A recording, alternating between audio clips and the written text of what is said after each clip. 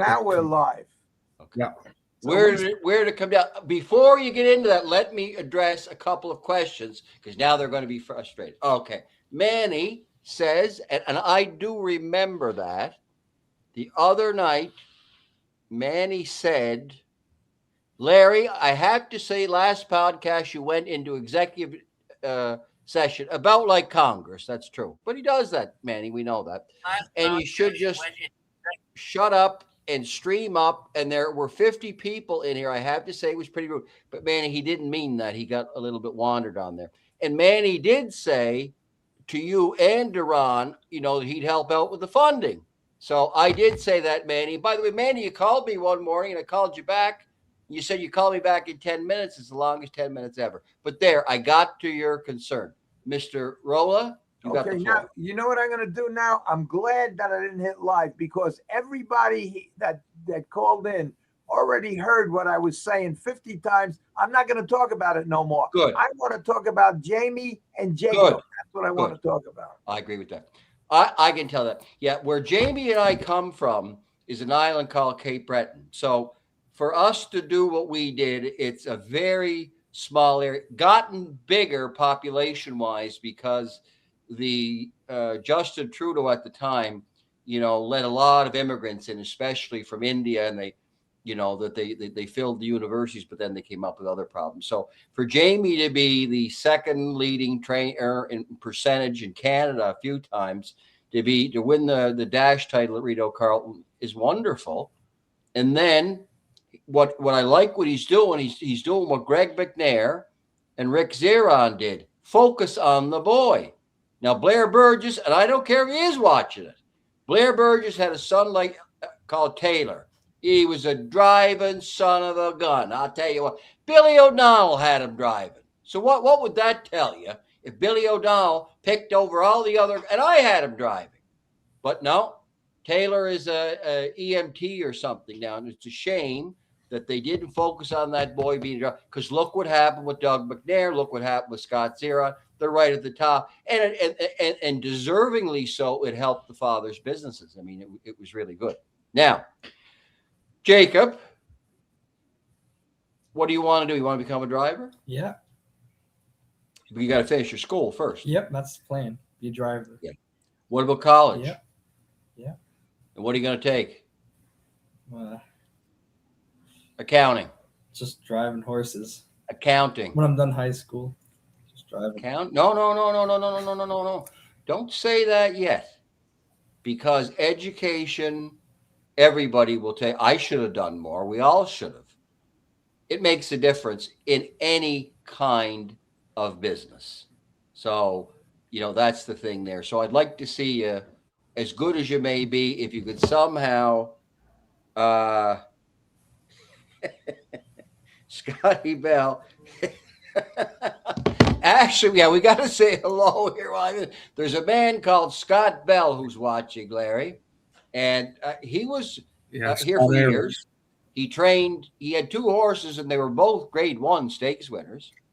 He was very modern and ahead of his time, and he loves to watch this show. So I got to say hello to him. Now, if you got him to come back in the business and put those hoods on any horse he raced, there would be your ad because they would never lose. You think that you never lost only when you had to. Scotty never lost either.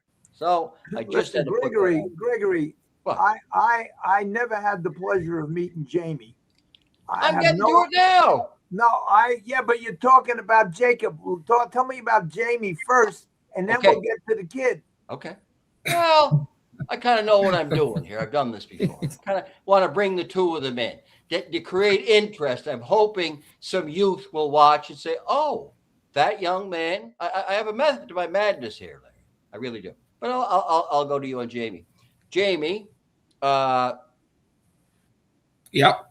You have a good horse now. See, tell him about that. He bought a horse in On-Gate because a lot of people say, "Oh, you should never buy a horse in On-Gate." Are you kidding me? Do you know how many good horses are bought on On-Gate? So let's start off with that story, how it all happened and what happened, and I will track you from there. Well, look, it was actually preferred equine site. Preferred. You're right. The online Glad you said that. Preferred. Sorry, David Reed. Yeah. And I just me and Jacob, he was taking me. We went to a doctor's appointment. He was driving, and I was looking over the auction. It was starting in like 5 minutes, and I seen this horse, and I just loved the look of him, you know. And we had bought a couple of Tall Dark Strangers, and we didn't have much success with them. And I told Jacob, I wouldn't be very smart to buy another one with the luck I had. Maybe not in them nice of words, but just something about the look of the horse. I said, he looks like a good horse. So, and I bid $10,000 on him, and I left my phone in the truck, and I went into the doctor's appointment. I came out, and I was the one that got him. That was the bid that got him, and we got him shipped back to Ottawa. And he hadn't made a start this year, and he had a qualifier like maybe 6-7 weeks prior. And we got him home and jogged him, and seemed like a nice sound horse. Yeah. And trained him a few times, and every time we trained him, he seemed better. And then we qualified him. Won his qualifier in like 57, but very easy. Put him in the first night. He won in 55 here, and maybe the next week 54.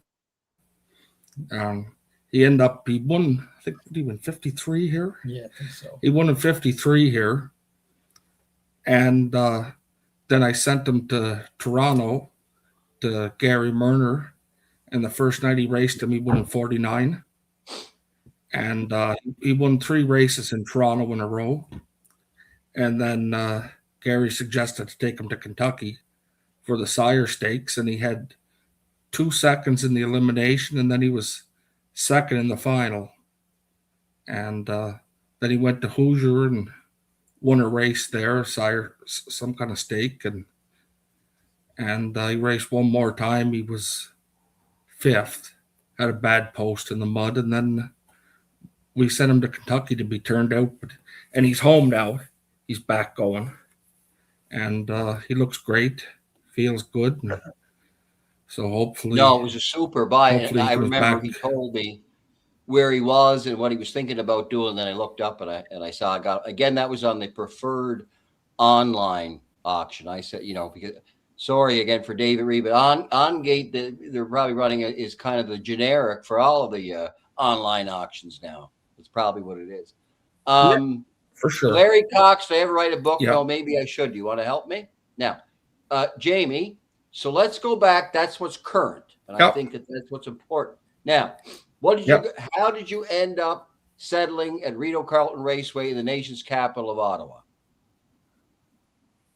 Well, I was racing Inverness, and one summer was having a pretty good season for Inverness. We were doing pretty good, and I think we might have made 4,000 or 5,000 racing there that year. And I had a horse that would hit his knee pretty bad, and I thought I'd like to try him on the big track. I thought that would be the key to him. And what did you do? Did you hand the lines to Emil Toth, and the rest was history? Is that what happened? Well, I ended up driving him myself, and the rest was history. He came in and he said he was super about. He does his knee. Not too many people wanted to drive him.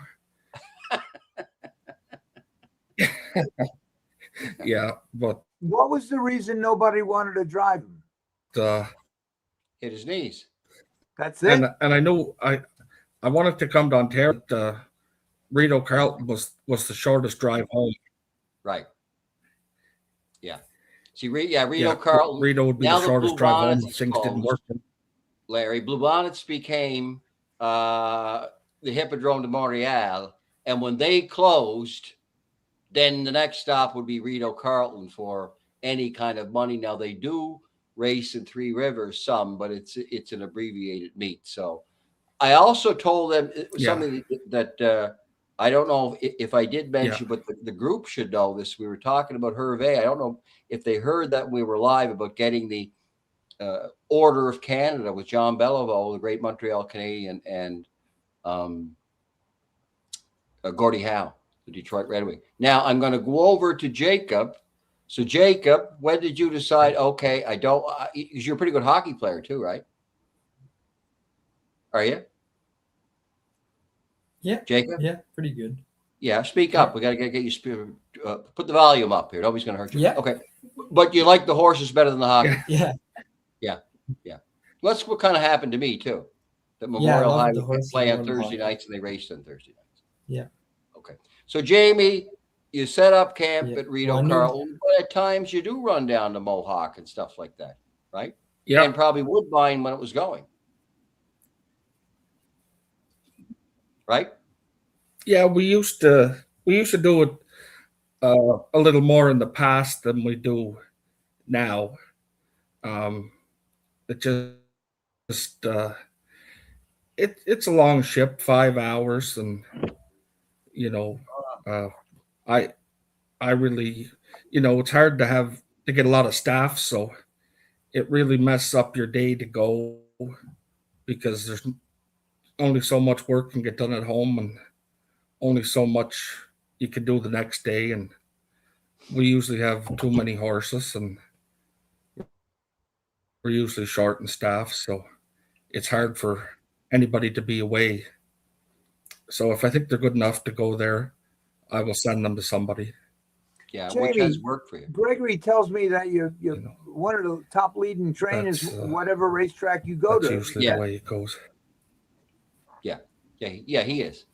He's done very well, and we're proud it was not that easy. I just asked, you got to appreciate this, Joanne Colville. She was a miracle worker, a great horsewoman.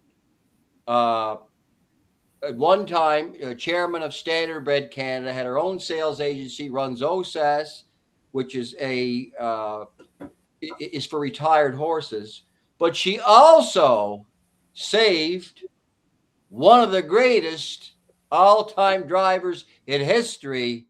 And as I said to her the other day, the only time, talk about Larry winning all the time, the only time I ever lost with this guy was when he picked off or he didn't show up. And he's known as the master, Jackie Moseyev.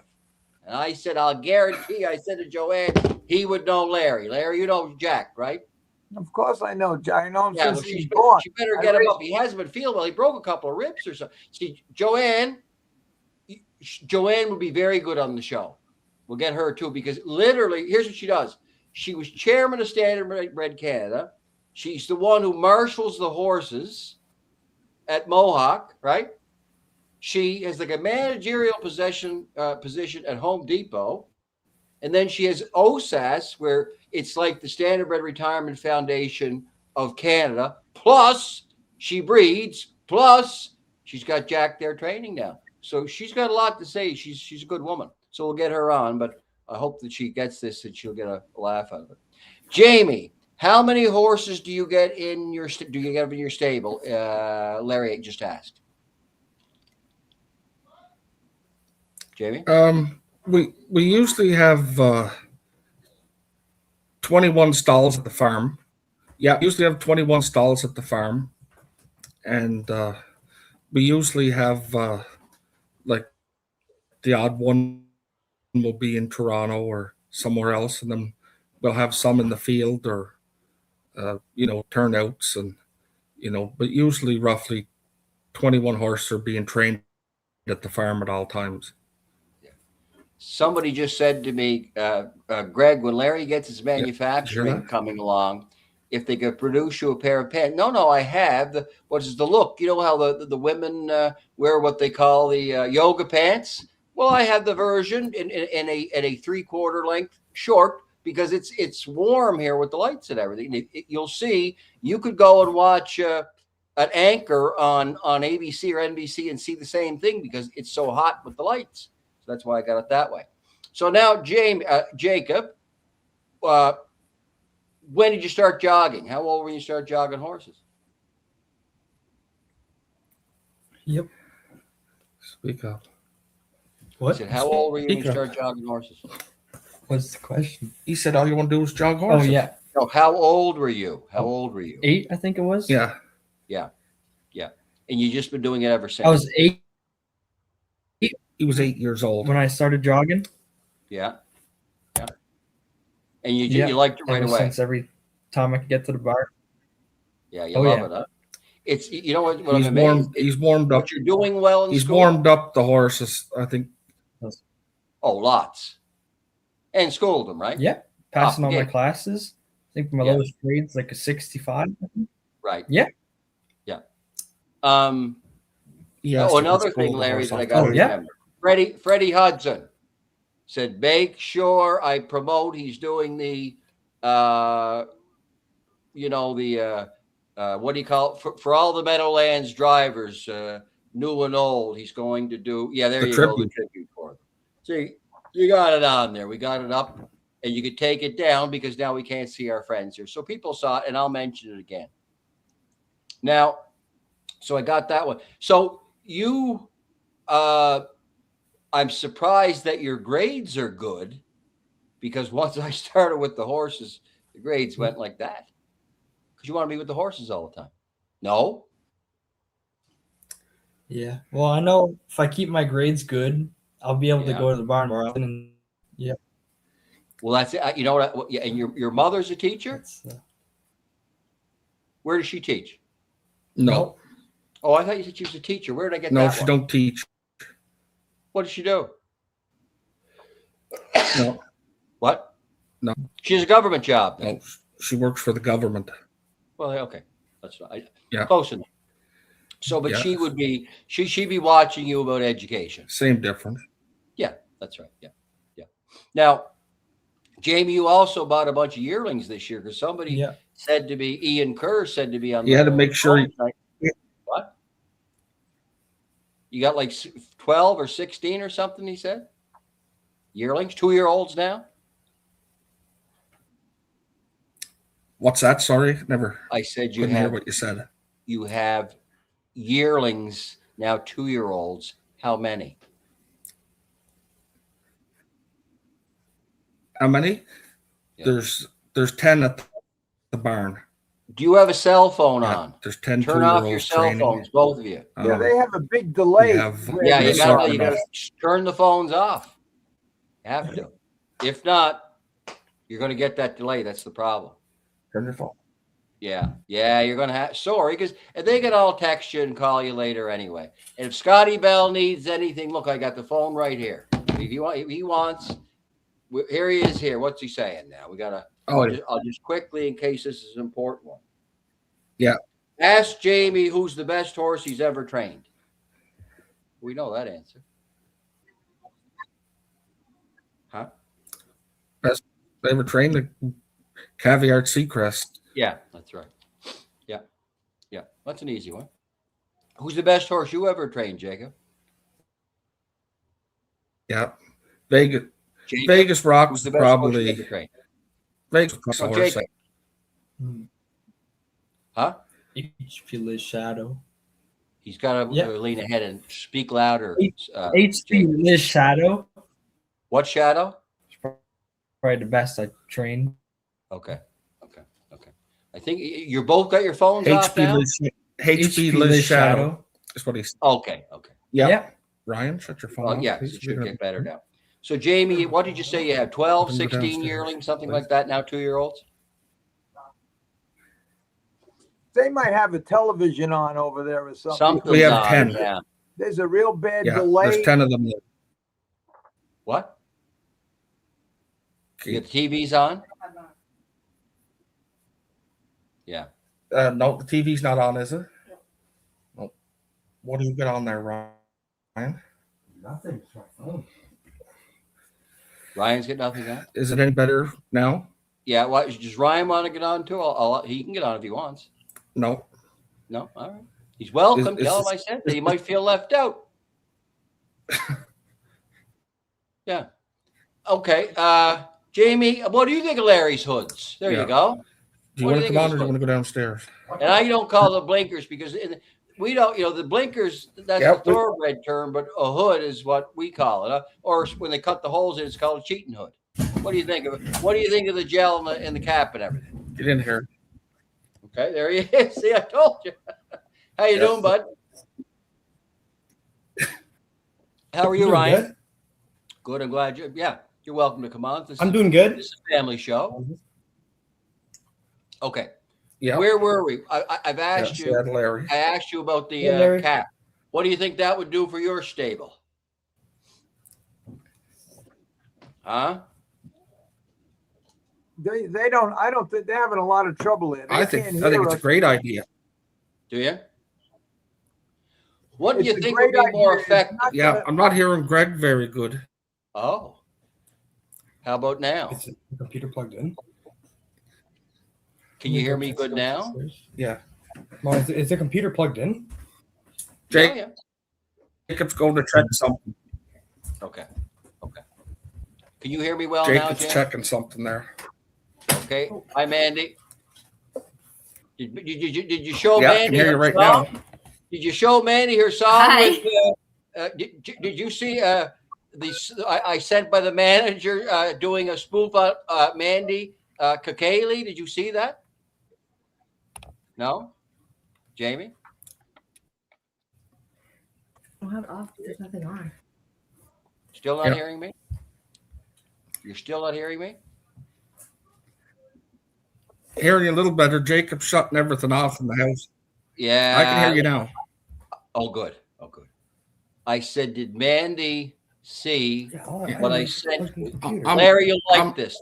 There's a guy that dresses in white, and for a while he said he was Brian Sears' manager. They called him the manager. Okay. Then he was, I think now he says he's Matt DeCaley. So he had a spoof on YouTube the other day. And first one I thought of Jamie's wife's name is Mandy. And he was saying Copley. Did Mandy see that, Jamie? No? Can't hear me? Oh, I never showed her that. Okay. He never showed me. Oh, okay, because he should show you. It's good, the manager. Let me ask you, what do you think of? Were you involved in the horse before, Mandy? Mandy? Yeah. Get her in again here. I want to talk to her. Tell her to come here. Mandy. I need to talk to her. Yes. Yeah, that's how me and Jamie met was through the horses. You had no trouble at all with the hearing and that. That's why I got to get you out. Were you in the horse business before? Oh, that's a delay again. I said, were you in the horse business? Yeah, my mom and my dad has horses with my aunt. And that's how me and Jamie ended up meeting. Was that Rita? Where were they from? The Ottawa Valley somewhere? My mom and dad from here. Yeah, I'm from here. I'm from Ottawa. No, I get that, but where were they? Were they from the city? We had horses or in the valley? Racing at Rito. Yeah. Who were your parents? From Russell. From Russell. Yeah, but what are their names? So a little bit of outside of the city of Ottawa. See, because I was very good friends with Bob and Norma Cars. Where you guys? Chris and Rachel Archer. Yeah, maybe I do remember them, but certainly Bob Cars and Norma. Does anybody know? Is Norma still around, or do we know? Bob's wife, because Bob died. I'm not sure. And Bob was like a I think he might be Kempville. Okay, but Bob Cars was a director of OHA for years, the Ontario Harness Horse Association. So he did that. So Jamie, so you have the challenge in Ottawa is the weather in the winter, huh? Yeah. Yeah. But the weather's been okay? It's terrible.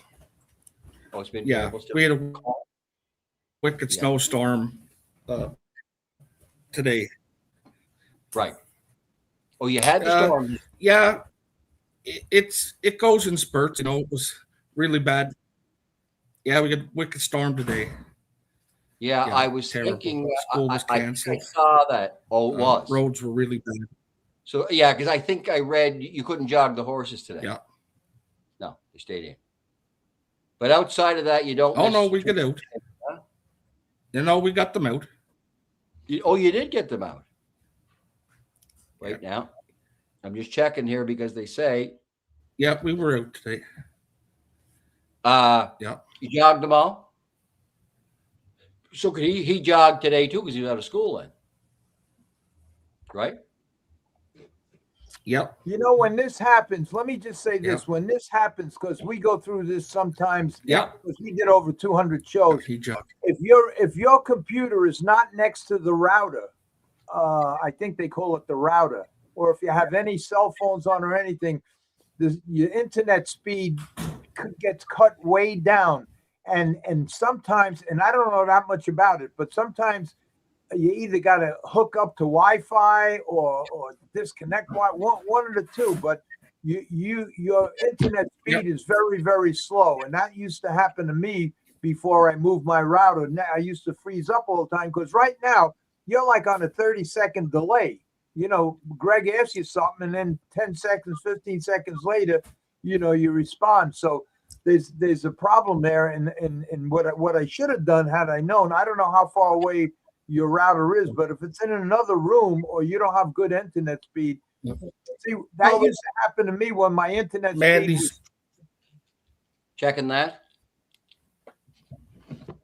She's going to hook something up here or try something.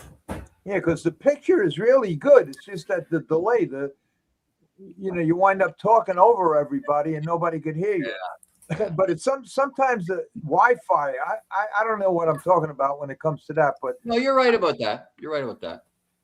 Sometimes, if you're far away from the router, you only have one bar or something. What are you showing? Are you showing a full signal, Jamie? I wouldn't know. Are you, Jacob? Are you showing a full signal? Jacob's looking that up. You're on Wi-Fi, not on the phone, right? Yeah. Jacob, you're on Wi-Fi, not the phone? We're on a computer. Yeah, but okay. Yes. What's the setting, Jacob? Yes. Yeah. Good. Okay. Yes, we're on Wi-Fi. So, Jacob, let me ask you this. Throw the computer. Okay. What do your friends think of the horses? She's trying to connect us to something else here. All right. I hope you get it straight now because I want to talk to Jacob because I don't agree with Gregory that you should go to college. I think you should just finish high school and then put your heart and soul into horses if that's what you want to do. That's my and I will argue with anybody about that. The chances of that young man being as good as Larry Rolla is statistically impossible anyway. So at that point, we got to get him something to fall back on. No, look at the kid. The kid is a really good-looking, handsome kid. Oh, he is, yeah. That's they said about you too. And it sounds like that's why I hope they get the volume fixed and the voice fixed because I want to talk to the kid. And it sounds like he's educated, he's smart. It sounds like he really wants to do the horses. And if he really wants to do the horses, if he was my kid, I would let him finish high school and then just stay at the barn and go right through it. And it won't be very long. And you have to be honest with yourself, Jacob, in my opinion, because I've seen a lot of kids. Look, I've been around this business 70 years. I've seen a lot of kids that they're very enthusiastic, but you got to have 5 elements and you'll figure it out. Yep. If you don't have the heart and the guts and everything else that goes with it, you might as well go to college. Because the business that you're going to spend the rest of your life in, that you want to spend the rest of your life in, is a very, very, very tough business. But I'll tell you, 2 kids, Scott Zeron, Yannick Gingras, both have college degrees. And I'll bet you if you ask them to list now, they'd say absolutely it has helped them. Look how successful they have been. And anything you read. I'm talking. I should have gone on and got a master's. I should have gone whatever you could get. It's a good thing to have, even if he had to do it in the evenings. Something. Accounting, especially. I was watching, one of the CNBC shows I watch a lot, and they said kids today, the first thing they need is accounting, and the next thing they need to know is the law, and that's about true. But you can't just become a lawyer. But as long as and maybe it isn't a college degree. Maybe he goes to a community college, gets something in accounting, something that he can fall back on, because, the horse business is a subsidized business. It does not operate on its own merit. Okay, we know it only operates on the slot, the gaming money. That's about the biggest change I notice in all of this. They used to call it the slots. Now that sounds better. They call it gaming. Okay. But as Sal DeMaria has said a couple times in this show, and I haven't met anybody as smart as Sal in that. All right. You can't click it off. How about now, Jamie? Is that any better? Oh, yeah. 1,000%. Yeah. Okay. So let me say it again. The chances of being a Larry Rolla son are possible. Okay. So, or even a Gregory Peck to come up with a Muscle Hill, or a Jamie Copley. So, but I have faith in you. I've seen how you sit. I see you're going to make it. Don't worry about that. But just, I'd like to have it so you're refined and you have a good long career and you do better than all of us have done. How's that? Larry included. But that would be near impossible, as I said, to do better than him.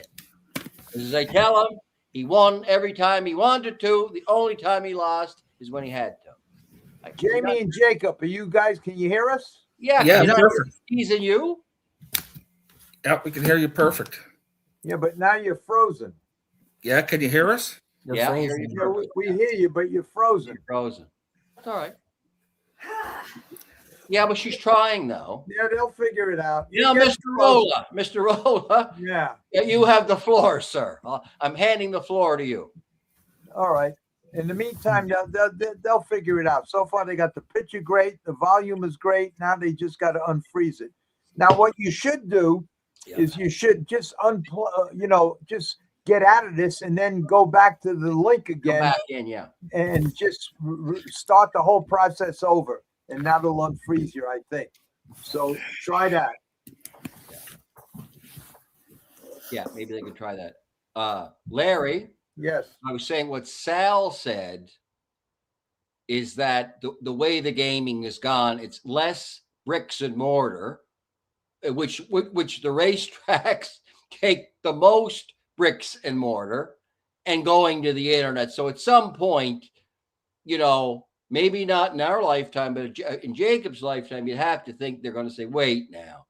We funded this for years. It was supposed to be more like seed funding.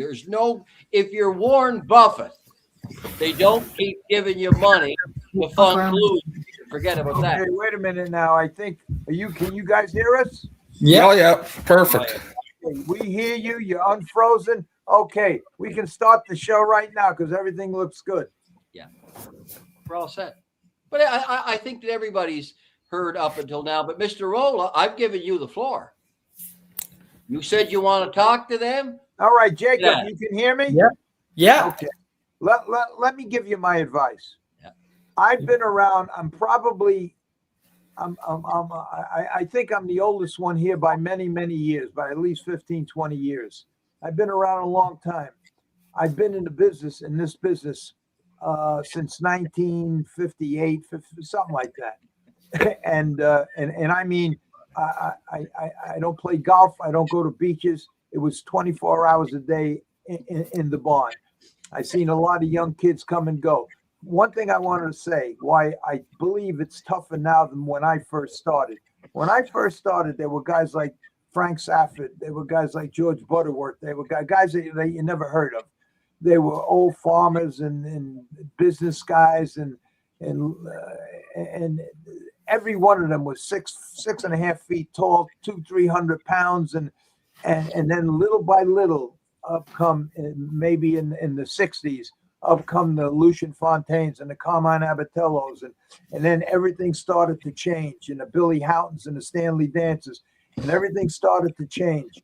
And then in the 80s, the catch drivers that were lucky enough to get there, because look, no doubt about it, John Campbell, Bill O'Donnell, LeChant, all them guys are great, but there's a lot of guys that you never even heard about. If given the chance, they would be just as great. We'll never know, but it can't be that them 3, 4, 5, 10 guys are the only ones that had that kind of talent. But you never know. Yeah, it takes a combination of everything that you know, and you'll know it if inside if you have it.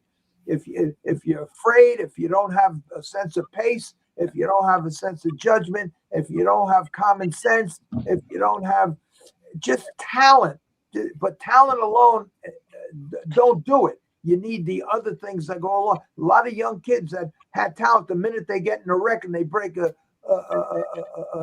wrist or something, the next time they drive, they get what's called the fear of the wheels. They start riding 3-4 feet behind the guy that they're following. Not even thinking Larry, that guy goes down. You're not going to miss anything.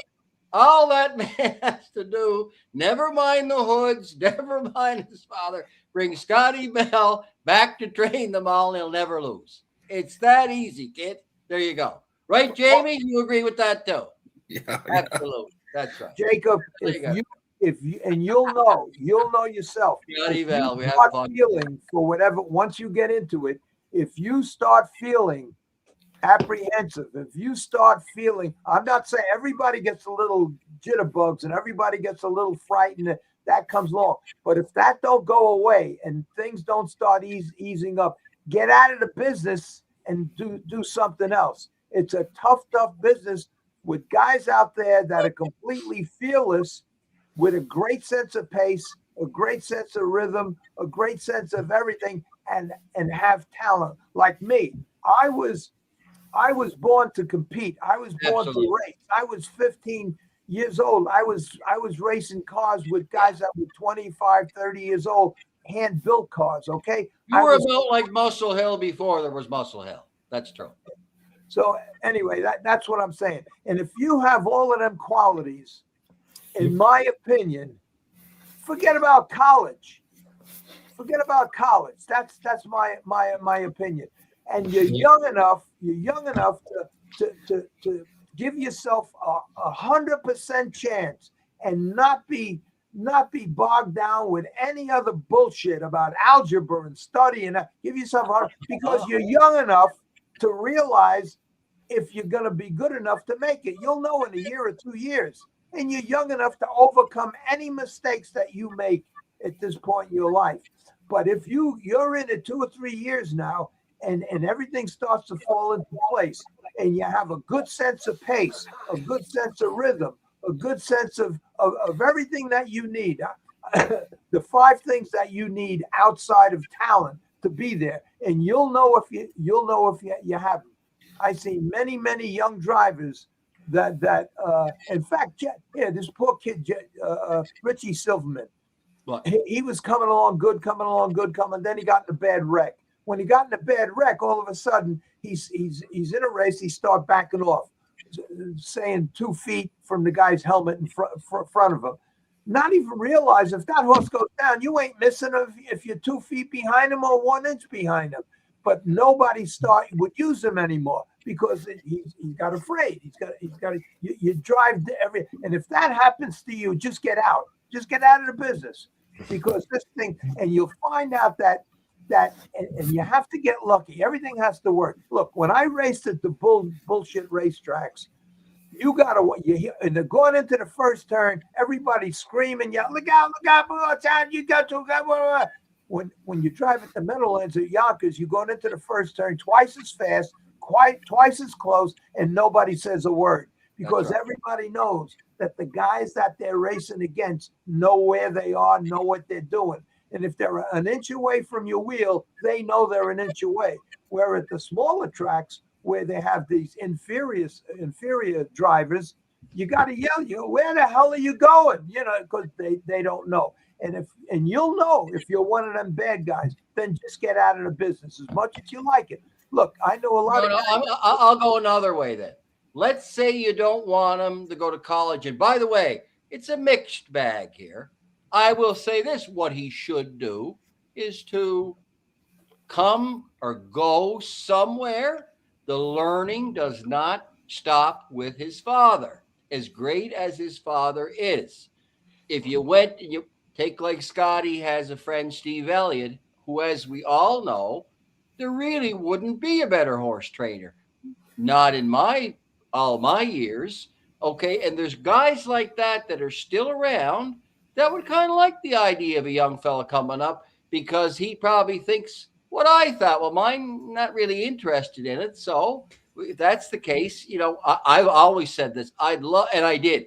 I gave Andy McCarthy a shot. If you look at Andy McCarthy's Facebook, he still has Muscle Hill on. I gave his brother a shot. I put on Vinnie Ginsburg. I put on, who else?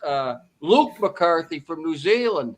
I go on for a while here, the ones that I put on, you know, that became good drivers. Yeah. So I believe, like, for him to have a chance, he's got to go and stand his own 2 feet somewhere and learn. That's right.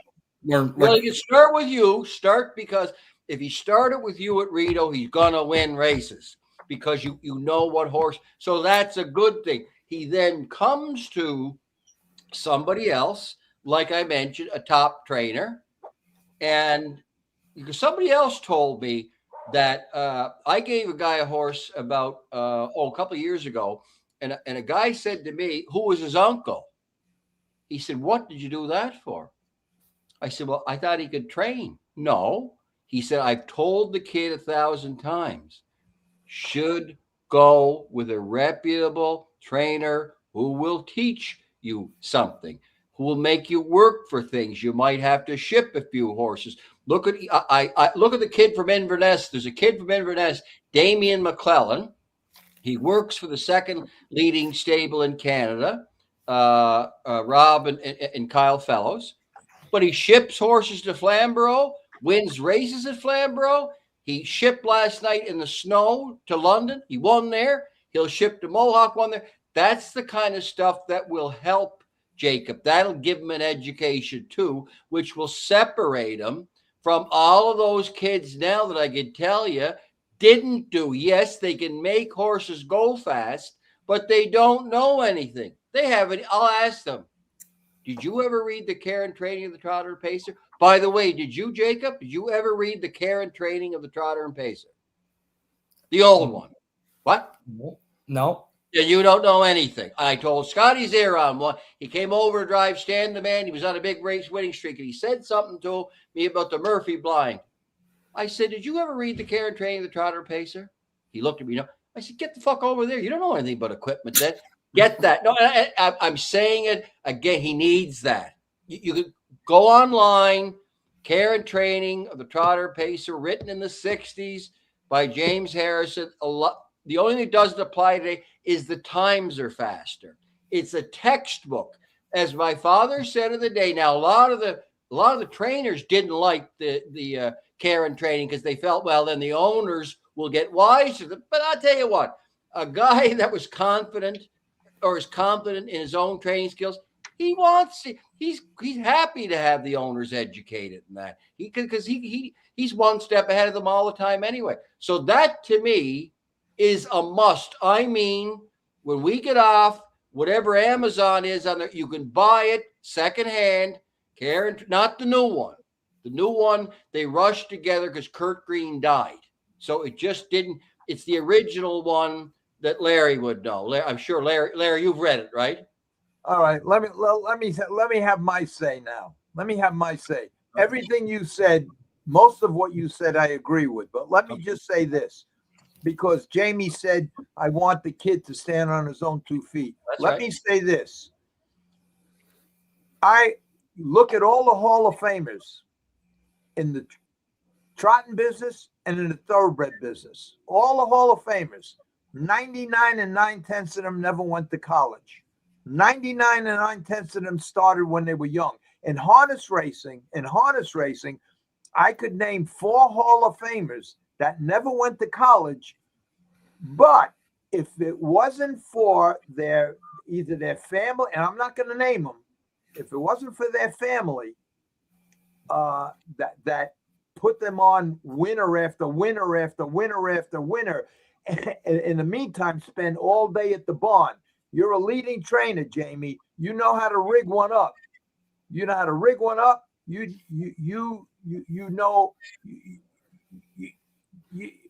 know what to teach them, what to tell them from ground one. Give them horses that can win. Put them on the map, because there's a lot of guys. And when I'm talking about the 5 guys, 3 of them were at Monticello. Now, there were about 7 kids up in Monticello. 3 of them had a family that put them on horses. Winners, win. Got them notoriety. The other 4 were just as good. 2 of them were better, but never given them the chance. Who are you talking about? Had the same attitude as you, Jamie. Let them make it on their own. They ain't gonna make it on their own. Yeah, no. Races. But I mean, like just to start out, he can drive. Damien McClellan is making it on his own. There's an example there. How old is he? I'm not saying he's the next John Campbell or the next Bill O'Donnell or the next Brian Sears or the next Dexter Dunn, but he left Inverness in hard work, and that way it outlives what they say. Well, he did kind of like what happened with Richie Silverman. What happened to Richie, we used to tease him. Richie started at the top. Jerry put him on, like O'Donnell says. He put him on in grade 1 stakes when he was 16, and he was running into people. And by the time Richie drove for me in the early millennium, he was very good, but people wouldn't give him credit because they said everything he got from his father. So I'm trying to balance that some, because I want his generation to do better than we did. That again, that he'll have a full complement of skills to succeed, not just on the racetrack, but in life as well. The only problem I have, what Greg said, that as soon as you get off this show, go to Amazon and buy the first book, which is Green, The Care and Training of the only problem I have with that, and why I would tell you not to get it. I would tell you hang out at the barn, because half of that book is how to break a yearling. No, it's not. You go through 30 pages of how Stanley Dancer broke his yearlings and how this started going 3 minutes, and then that whole concept of how to break it's all. Well, I'll tell you who I've given that to: Bob Baffert, the great trainer, Donna Barton Brothers. Who else? Lenny Schulman of the Blood Horse, and they agreed with me. It's the greatest how-to equine publication in history. The Thoroughbreds have Training the Thoroughbred by Preston Birch. It's about like that. So, Larry, I said the times are different than that, but the stuff that Sanders Russell says about the first thing he says about a horse, don't break their spirit. And sometimes I wonder, why did they race so good for me off other guys? They never got tested. I think they kind of like to race for me. What page in that book tells you to let the hobbles out 3 inches? What page in that book tells you to lower the head? That's stuff that he can add to it, because yes, the horses are better bred, faster, better gaited. It's all, here's what needs to be done, Jamie. They did it years later, and you can get that too, because Chuck Sylvester, for instance, has a chapter in there, and he would be another one. You really wouldn't get a better horse trainer than him. Okay, so you get that too, and that's available. But it's not as thorough as the early one. The early one, to me, if you said to me, one of my friends wants to train a horse and had nothing to, I'd say, here, look at this. It used to be the textbook for the trainers and drivers tests for the United States Trotting Association. So again, a lot has changed, but a lot hasn't. The basics have not changed. The problem I find Yeah. The problem I find with a lot of people, yeah, that read stuff like that, yeah, is they think it's cut and dry. They right. think it's cut and dry, and they never use their own opinion on something when it's time to do something different. Right. You know. Yeah, he could ask. It looked like to me the 3 minutes thing that went out with the hula hoop. That I can remember the trotters, especially the first time you turn them. It's easier to go, and we're on better tracks down here. Remember, easier to go in 45 or 40 than it is to go at 3 minutes. They're fumbling and stumbling because they're more athletic, they're better bred, and they're faster now. But again, that's a very respected. And again, what you'll do is take what's in it, like any textbook. Okay, yeah. Stuff that Einstein and them wrote again. Well, you have to make changes to it today. But for its time, it was really something. And I don't know of anybody who's a student of the business, who has respect for the business, doesn't, like the care and train, except the guys who weren't confident. Oh, don't get the owner of the training care and train, because he'll be telling me how to train. All right. Okay, whatever. You're going to get that, I guess. But the kids got confidence. So get the 2 books. And, Jacob, I didn't say, Jacob and Jamie, I didn't say quit school after kindergarten. I said quit school after high school. Yeah, that's right. Forget about go up to high school. Once you're in high school, you know enough. And like I said, you got, if the business, if the horse business is what you want to do, after you're done with high school, before you go to college, you spend a year or 2 at the barn.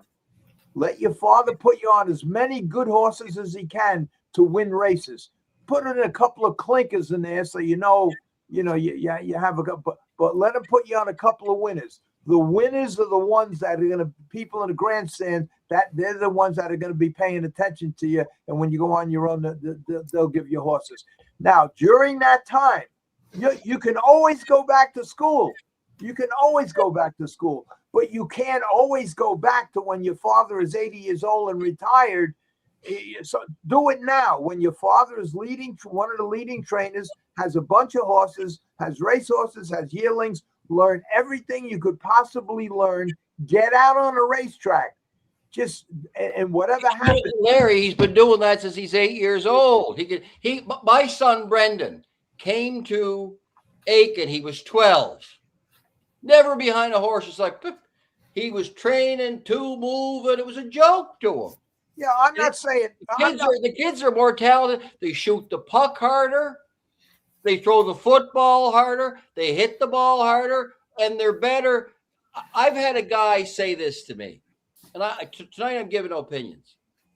That the drivers of yesteryear, that they all talk about, that you'll read about in the care and training, compared to the young guys today, none of them were any good. Not compared to today. Not even close.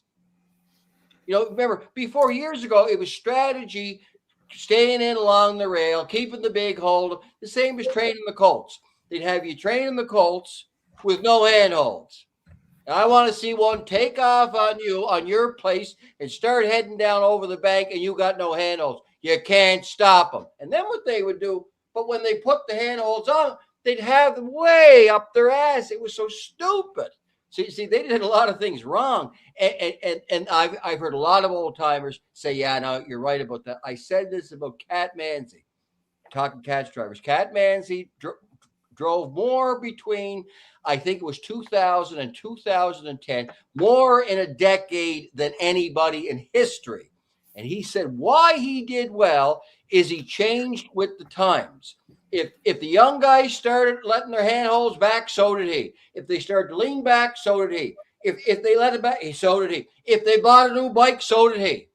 And right up until he finished, he was still always near the top because he changed with the time. So I'm not saying for you to get lost in time, Jacob. No, but that'll give you a base to start your own with. It'll get you an opinion of some of these guys that your father and I never knew. And if you learn a couple little nuances in there, it'll help. It'll give you a basic. And that's the key. What he just said is the key. I'm glad to hear that you've been at the barn since you're 5 years old. Just keep going until you're there permanently out of school, because every single day you're going to learn something new that you didn't learn before. And start paying attention. Start paying attention to equipment. Start paying attention to the gate. Start paying attention so you'll be able to come back and tell your dad, let these hobbles out a couple of inches. That's all very, very important, because horses do things in races that they don't do in training. Not all of them, but some dudes. Most of them, you're right. And yeah. you have to be able to come back and tell your father as the trainer, Dad, you got to let his head down, or Dad, you got to tighten up these hobbles, or Dad, you got to let these hobbles out. You got to be, Dad, the head pole's too tight. Put it on a double ring. Get that head pole off. Get that merge. You got to be able to tell him, pay attention. And then and that's why every day is good. And that's why you got to spend time there. and everybody that I know that's in the Hall of Fame, and well, all the guys at the same thing. You talk to O'Donnell, you talk to Campbell. They've been doing it since they were your age, and they're very good. O'Donnell, Campbell, LaChance, all of them guys can come off and tell leading trainers. A lot of the leading trainers are leading trainers because of the guys they put on their horses.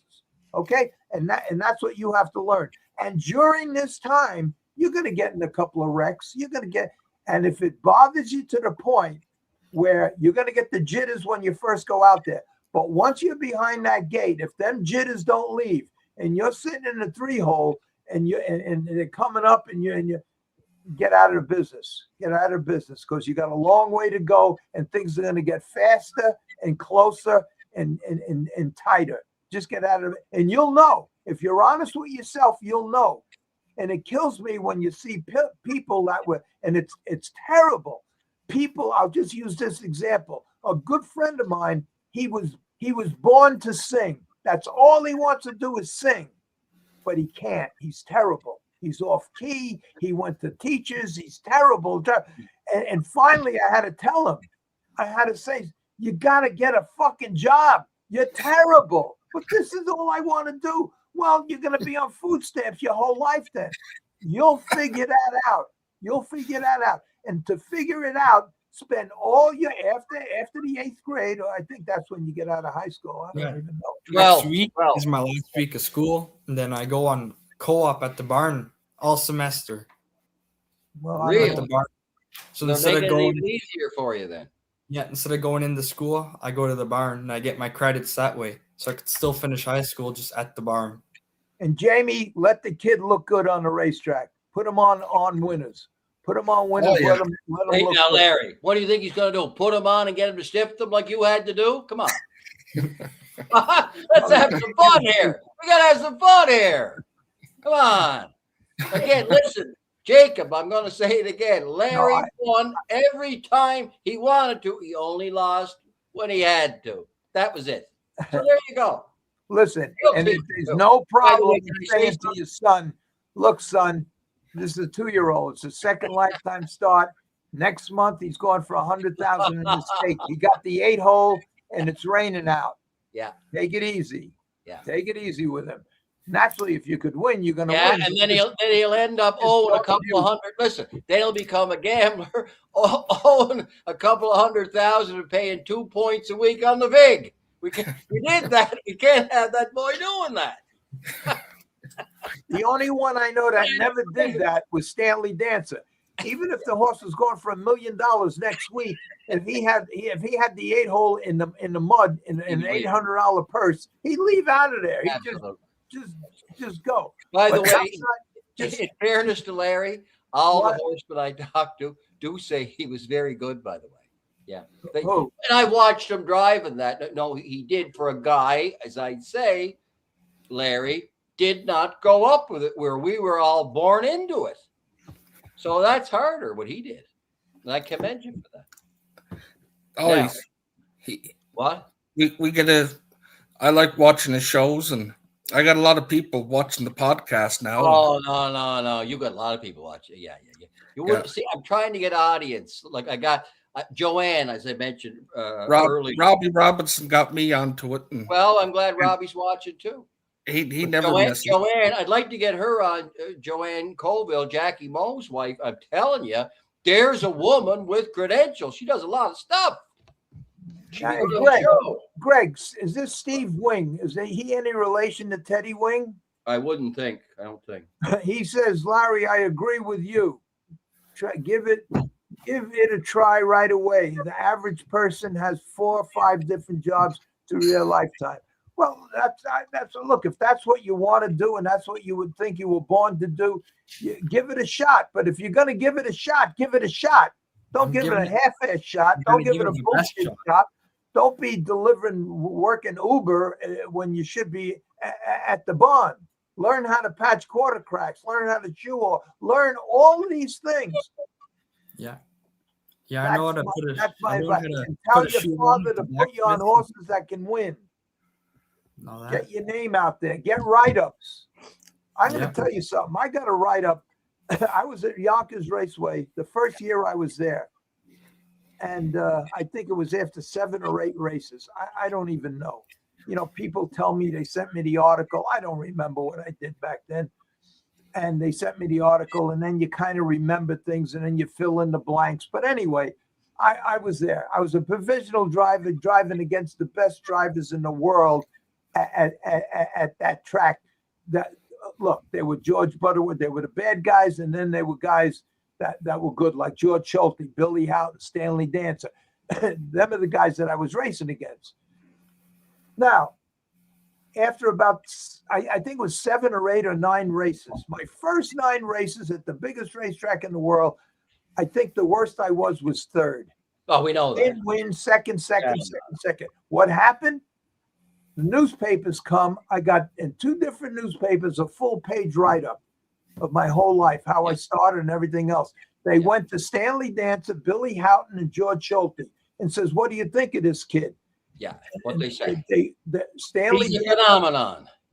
Well, you read the book. It's in the book. Yeah. They gave me nothing but compliments. The phone never stopped ringing. People wanted to give me horses. That's why I say, Jamie, put them on winners. Put them on. Just let them look good out there.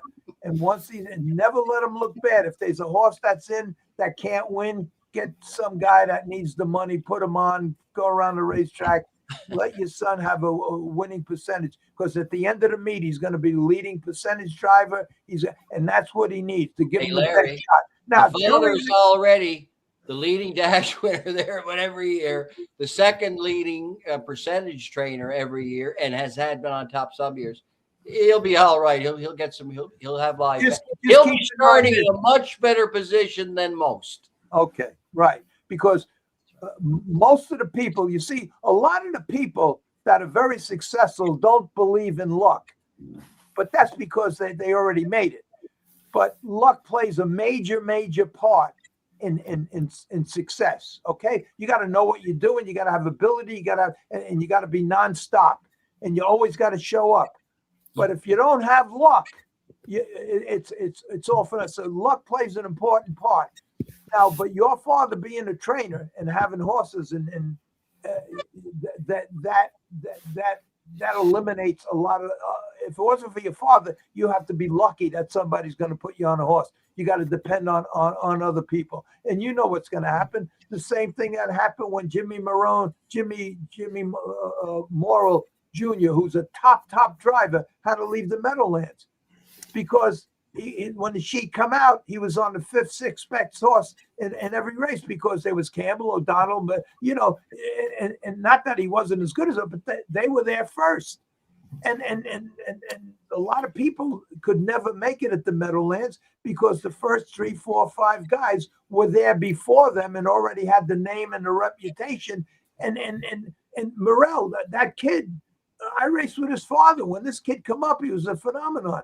And I said, geez, he can't get a winner at the Meadowlands because he's on horses that got no chance because Campbell, O'Donnell, LaChance, and all them guys were there before him. So they were better too. They were better with their hands tied behind their back too. They were. Well, that's a matter of. Wait now. Let's start with John Campbell. I'll submit this. He's the only one in sports who was at or near the top in 5 decades. He started in the late 70s, 80s, 90s, 2000s. I think he stopped in 14, 15, whatever, and he was still I would say if you brought him at a retirement now, he could win for you, John Campbell. O'Donnell came, same thing, started up around Saratoga, boom. They were better than the other guys. Cream rises to the top. I mean, I hear what you're saying. Yes, you have to get the mounts, and that's why I'm suggesting and by the way, Larry Cox asked Jacob, do you know how to shoe a horse? And I can answer that. Yeah, Phil Leclerc, you got him helping you do that, right? And that's a wonderful thing. So that's an education too, Larry, and I'm talking Larry Cox here is what I'm saying. But, anyway, I just think if you watch the top guys, watch it from, kind of, I'd start for what he's doing now. You'd probably start with the generation of Campbell O'Donnell, because as I say, the biggest brand harness racing has ever had, horse, trainer, or driver, is not Billy Houghton, Stanley Dancer, Niatros, Muscle Hill. It's Campbell and O'Donnell. They, in their day, and I've said this on the show, that the Meadowlands Harness Meet paid the bills for the New Jersey Sports Exhibitions Authority. Not the Giants, not the Devils, not the Nets. No. And who was the most famous in the heyday of it? Campbell and O'Donnell. Started right there.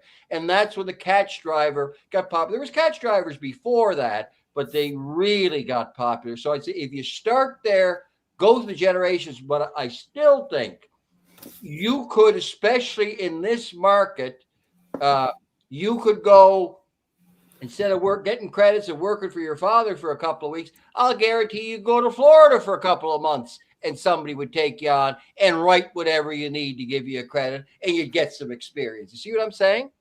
Yeah. I want you to have it all, Jacob. I want you to do better than I was at it a short time. We know what my problem was, but and your father will tell you the same thing. We want you to do better than we did. I just think that a lot of what we're saying, I assume you can drive. That might be the easiest part of it for a lot of guys. Like the easiest part of it for me is training and driving them. For a guy who didn't drive much, I would win all the time. Now, I drove my own, but no doubt but still I didn't make mistakes until that famous one, which was ridiculous. But anyway, but we have these people, that are pretty well saying the same thing, that they're giving you some good ideas about shoeing. And, oh, by the way, Steve Wing is not related to Ted Wing, and I didn't think so, Larry. All right. Jacob. Yeah. Larry, okay. Are you going to get the care and training? Yeah. Get both. You'll get the old one and get the new one, so you have both. Start with the old. And there's stuff, that won't apply today. You'll say, ask your father. Yeah, no. No, it was much more discipline.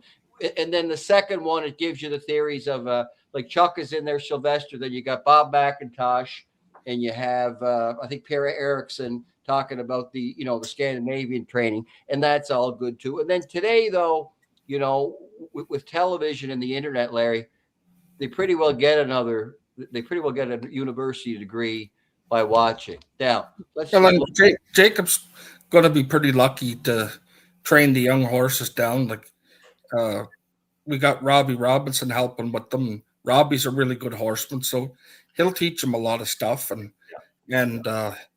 Jacob does a lot of work with Ashley, the girl that's worked for us for 15 years, and she teaches him a lot of stuff. She's very good, very, very good caretaker, and teaches him a lot of stuff on that side of the business. So, he's around a lot of good people to learn things from. No, it sounds good. Quick couple of things somebody said here. There's only one master, and that's Billy Houghton. Well, Michael, I'll tell you, my uncle, Bernie Peck, worked for Houghton for about 30 years and took care of the best two horses that Houghton's ever owned a piece of, Keystone Pioneer and Meadow Alba. But Joanne is watching. I know that. When I first came down, there was a guy down. He was over in Freehold, got by the beer place there, and they started talking about drivers. And he said, Jack Almo's the master, he said. And he was about right. So I always say the master is Jackie Bo. And I'll tell you, for a lot of the drivers, you ask most of the drivers who they think was great. A lot of them are going to say Campbell, O'Donnell, Pierce, Mozaev. And then you get into Sears, the Dexter Dunns of the world, and that now too, because some of them are really terrific. They're athletic. That's the other. How could you ever leave LaChance out of the top three? Well, I didn't. I would put him in there as all. He could kind of do anything. Remember, he could train too, and he's a friend of mine, and he's knowledgeable. And what he did was, Mike LaChance, I'll bet you he read the Karen training, and he kind of thinks like that about the basics. Yeah, and LaChance for sure. Yeah, you'd have to put him in there. But then there've been so many. I'd have to say, what about Carmine Abatello? Because O'Donnell says that he was one of the best he ever drove against. So there. And I'd have to say the fact that Cat Manzi was taller than the other guys. I'll tell you who else was great. Brian Sears, a guy they don't talk, George Brennan. Little George, I'm going to tell you what, even this day, boy, he can really make one go. What about Hervey? What? What about Hervey? Well, we forgot, but Hervey is kind of in another strata, it seems. You talk kind of about Hervey, kind of about what Billy Houghton said. There's Hervey and then all the rest. But, and Hervey was a very good friend of mine. So, yeah, you would have to say him too. But the only problem where Hervey ran into when he got to the Meadowlands, he didn't seem to catch on. Now, he didn't get the mounts, but that's where it all revolutionized, that Campbell and O'Donnell realized that the second and third over trip saving the horse, and that worked. But some guys just kept driving it like it was a half-mile track. They'd leave and not get home. What else have we got here? I just want a quick look. The biggest problem is a dying sport, tracks closing, smaller fields, harness racing attendance at time lows. And Eric, you're right about that, and I mentioned that. Not to be rude, I think the shows about the cool cap were a little more interesting than this. Well, there you go. Well, Larry will be glad, Michael, to talk about the cool cap. He'll talk on it, and you might want to invest in it too if you think it's so good. I'm serious about that, because you do need to invest in good things, and we're all in agreement. It's a good product. No, I haven't heard anybody say it was a bad one. And we're all just putting up little roadblocks. Maybe this, this commission will do that. This will do that. Nah, I think the biggest thing, if you can get them on, I don't know that you'll have a problem unless somebody says something. Unless here's what you could run into, is that they say if it keeps the temperature, from skyrocketing, then by definition, they might say, well, it's performance enhancing. So then they might try. And again, see, I was in the business, in the media trading business. You had to bring up all of the dirt. So by the time it was thrust upon you, you had already figured that out. Yeah, I didn't stand back and tell. No, that's something they might say. I just want to say one more thing to Jacob, and then I'll talk a little bit about what you just said, because I did write a pamphlet. Jacob. Yeah. Your father just says that you're going to help him break the yearlings, and you'll be right now. You'll probably be with a lot of the 2-year-olds that are in training. Here's my advice. Here's my advice to you. They're probably ready. What's it, January now? I don't know how the weather is up there, but you're probably going miles in 240s, wherever you're at right now. Take my advice. Keep all the aprons off. Look down. See if they're coming close to their knees. See if they're winging in. Keep your eye on the slap of the hobble. See how much room there is when the leg comes back.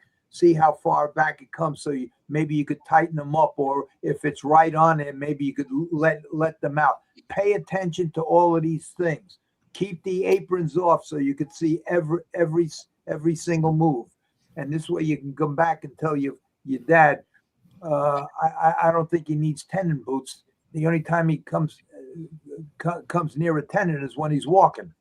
And as soon as he's on gait, he's right at his knees, but his knees they're 6-7 inches apart when he's going. So you don't need knee boots. You don't need, unless you want to put them on for protection with a young horse or whatever. But pay attention to all of that stuff, and that's very important. And then try not to do too much. And I don't think you have any problem today, because the horses today, I mean, when I was young, it took 2 months sometimes to get a yearling to pace.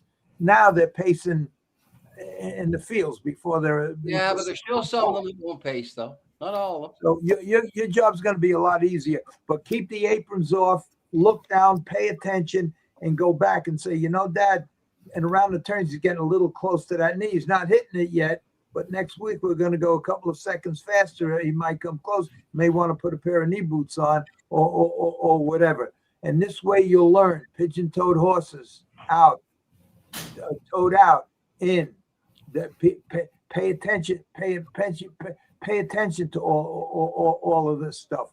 And this way you'll be a great help to your father, because he can't be on every horse. And at the same time, you'll be learning.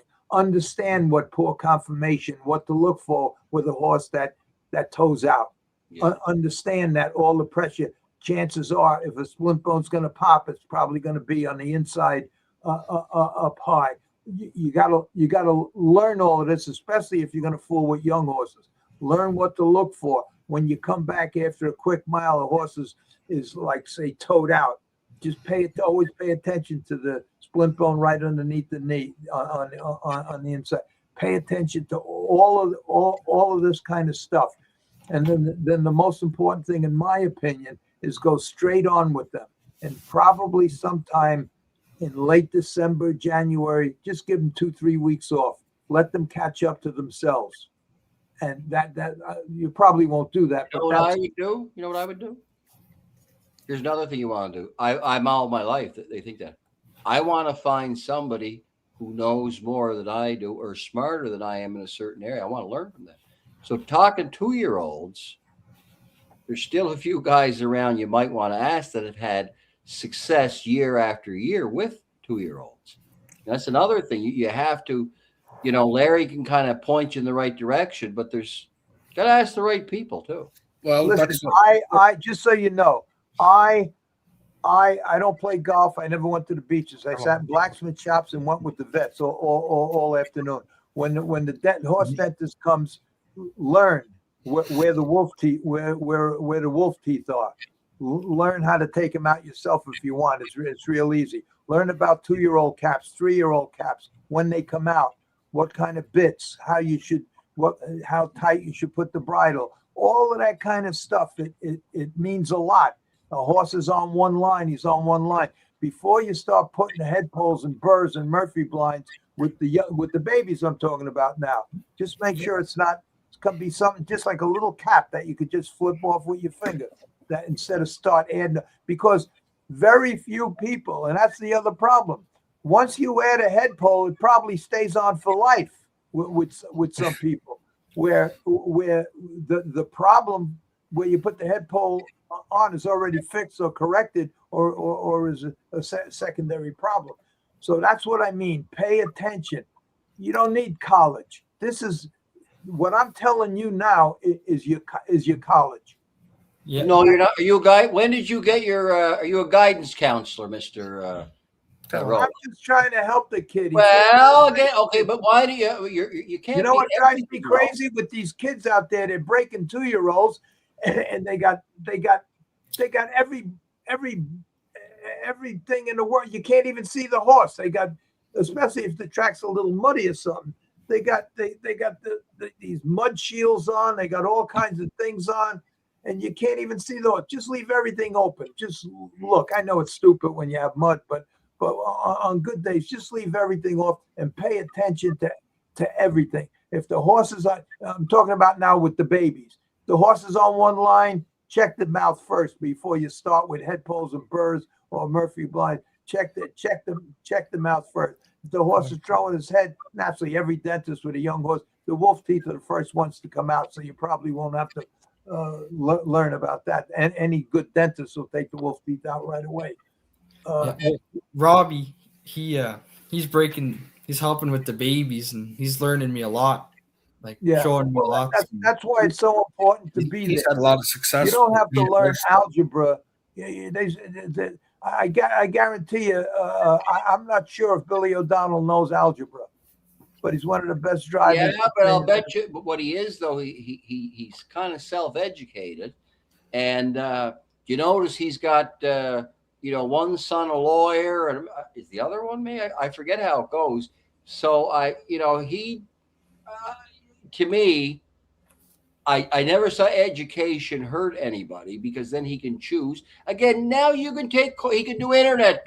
He can take courses online in accounting and get credit from universities and that. He's not going to, he has to have something else besides the horses. You can't be a one-trick pony. I mean, he's got to think of his life when he has children and that. There's certain responsibilities going to have. So I'm thinking over the long term for him, that there's again a lot of ways to get education now, Larry, and it worked for you, to just go and do it, but that's your opinion, and you're entitled to it. No, what I'm saying is dive into this thing. He's a kid. He already has. He's already in the water. Stay right there. He's 8 years old. Yeah, but he still has to finish his schooling. What grade are you in? I'm in 11. What are you done with high school?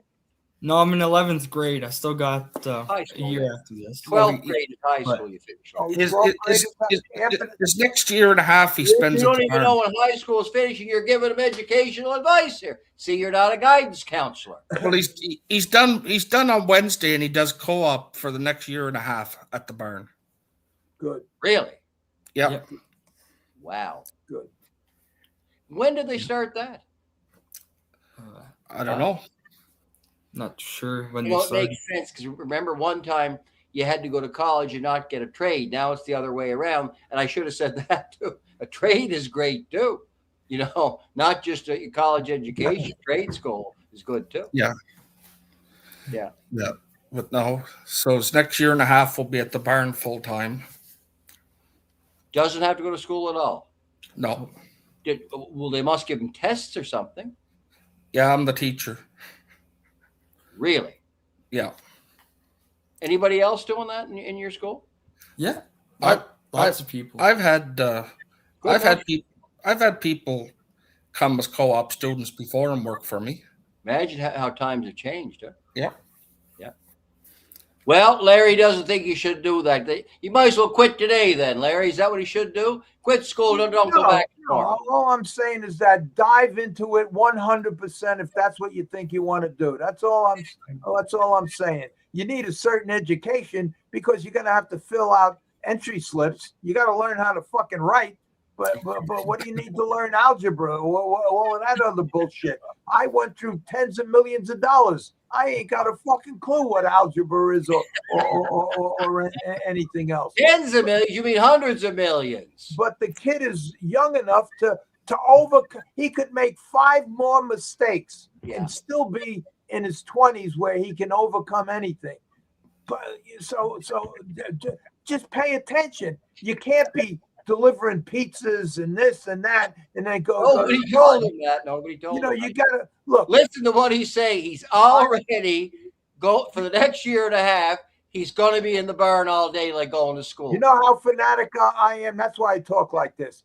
When all the standardbred switched to aluminum shoes, mostly because of the Meadowlands. Up until then, nobody ever heard of an aluminum shoe on a standardbred. But now probably every standardbred wears them. But when they first come on, you know what I did? Because I'm a fanatic with feet. Because to me, 90% of the problem starts in the feet, especially with young horses. And anything that happens after that, which the trainer thinks it's a primary problem, it's really a secondary problem caused by a foot. So but here's what I did. I took the temperature of my horses. I took the temperature of my horses when I put one aluminum shoe on and one steel shoe on, and then I worked the horse. I brought them right back to the barn and measured the temperature, and the one with the aluminum shoe was hotter. Okay, so then you realize right away, okay, aluminum holds the heat more. Aluminum has more grab. Aluminum has this, and then you use that to your advantage. Now, if a horse is slipping, every horse has to slip and slide, otherwise you got more trouble. More horses go lame because they're not sliding than the ones that slide too much. You learn all of that stuff. That's why it's so important. I used to go out I would always go out after the track was harrowed. I try to get there first, and then I go after I'm going a good mile, and I would see the horse's hoof print, and you always see the print, and then 4 inches, 5 inches that they slide. You don't even realize that. Yeah. People that used to put these big caulks in and everything else, they don't, and then they pop a curb or something. They go, how did this happen? And everything. These are all the things that you probably don't have to learn, because most of that stuff is bred out of them now, and most of the shoes now are basic. 4 aluminum plates, and that's it, and go out. That's how well bred these things are, and they bred all the lameness out of these things. Hang on. When's the last time you trained a standardbred? 1980. No, the last race I won at the Meadowlands, I had 2 horses that I won with at the Meadowlands. I think it was 1990. Right. Yeah, so that's right. 36 years ago. Here it is, right here. I got it. I'll tell you. It was where is it? 2006. So that okay. That was the last horse I ever won with. That's only 20 years. I put that horse in the epoxy stall that I made. That horse hadn't raced in a year. He was a non-sweater, and I retired him, but I kept him in the epoxy stall that I invented, and I put him in the race, and he won. He went in hand. He went for fun. That was the last time I drove. I raced.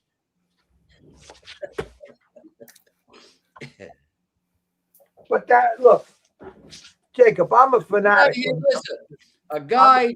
So a lot of the stuff I'm going to tell you probably don't even apply today. So I've been out of it since then, 2006, and even in 2006, I was inventing this. When Epigen first came out, it was illegal naturally, and I witnessed a lot of horses die from that. The blood turned to glue and everything else, especially. But the big trainers had the vets come and take their blood every week, and they were monitoring. But I knew that the commission was looking for the manufacturers of Epigen to put a tracer in so they could find it before they found a test for it. What I did was I built a stall, an epoxic stall. Epoxic means less oxygen. And it's like training a horse at 10,000 feet above sea level. The body produces more red blood cells, and it acts exactly like Epigen, only it's legal. When I was building this, I put that horse and one other horse. I don't have a picture of the other horse. I put 2 horses in these stalls that I built, and both of them win. And the guy who's in the next farm from me, I can't think of his name. He had the horse Broadbond that won the Meadowlands, who won the Hamiltonian. He was in with the same group of 3-year-olds the whole year. He could never. It was a very weak year, by the way. Regardless, he couldn't beat the top. You know what? He would have been good for Broadbond. He would have been good for post parading Muscle Hill. He could post parade him. But it don't make any difference. He was in with the same group of horses. There were 4 of them he could never beat, whether they were good or bad. Right. There were 4 he could never beat. Well, he bought the stall from me. He trained. He put the horse in the stall.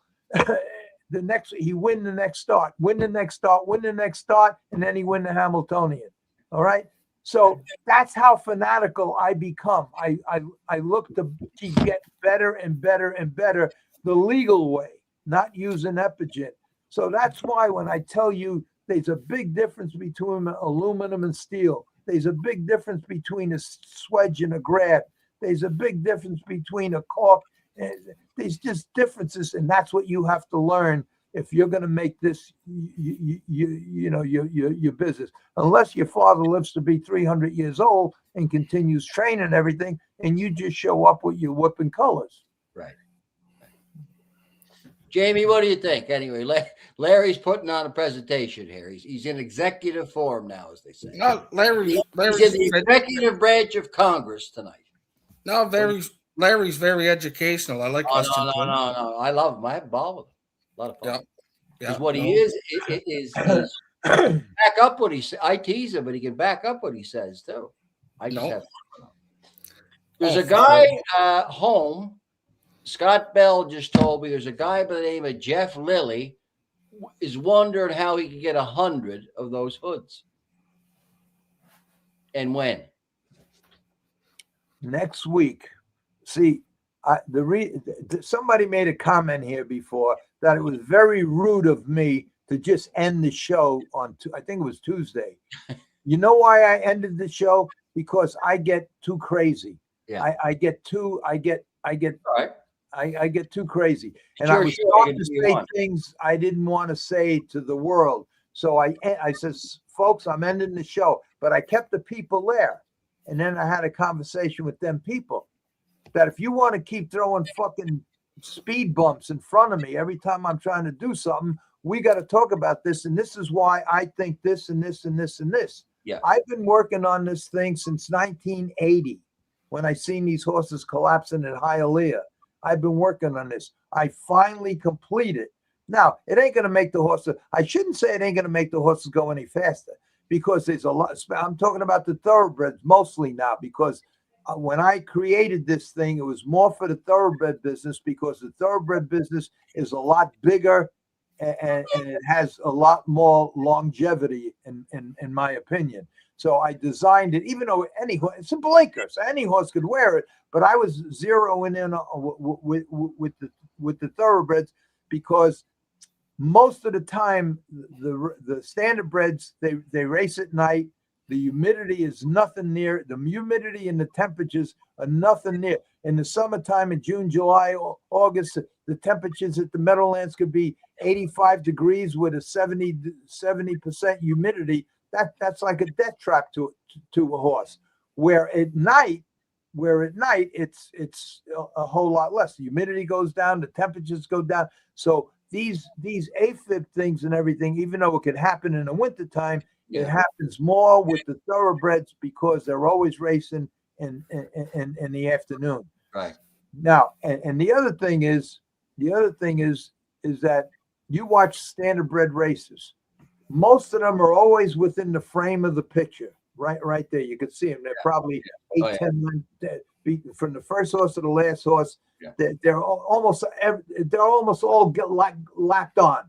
Okay. With the thoroughbreds, you see, I was at the with the thoroughbreds, you see the first 3 or 4 or 5, and then you see one more, and then you see 2 more, and then you see another one, and they're all wobbling, running in, running out on the wrong lead, switching leads and everything else.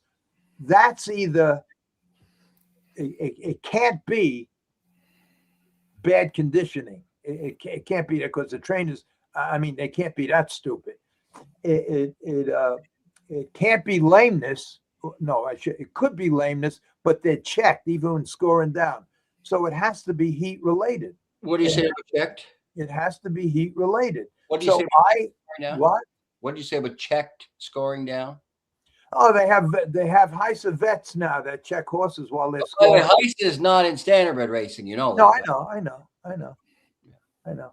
So that's why you think one veterinarian is going to do the trick. I think you're way wrong. You'd have to get a few consensus. You'd have to send one maybe to. Let me ask you a question. Yeah. Let me ask you a question. You see this? I went through this last time, I think.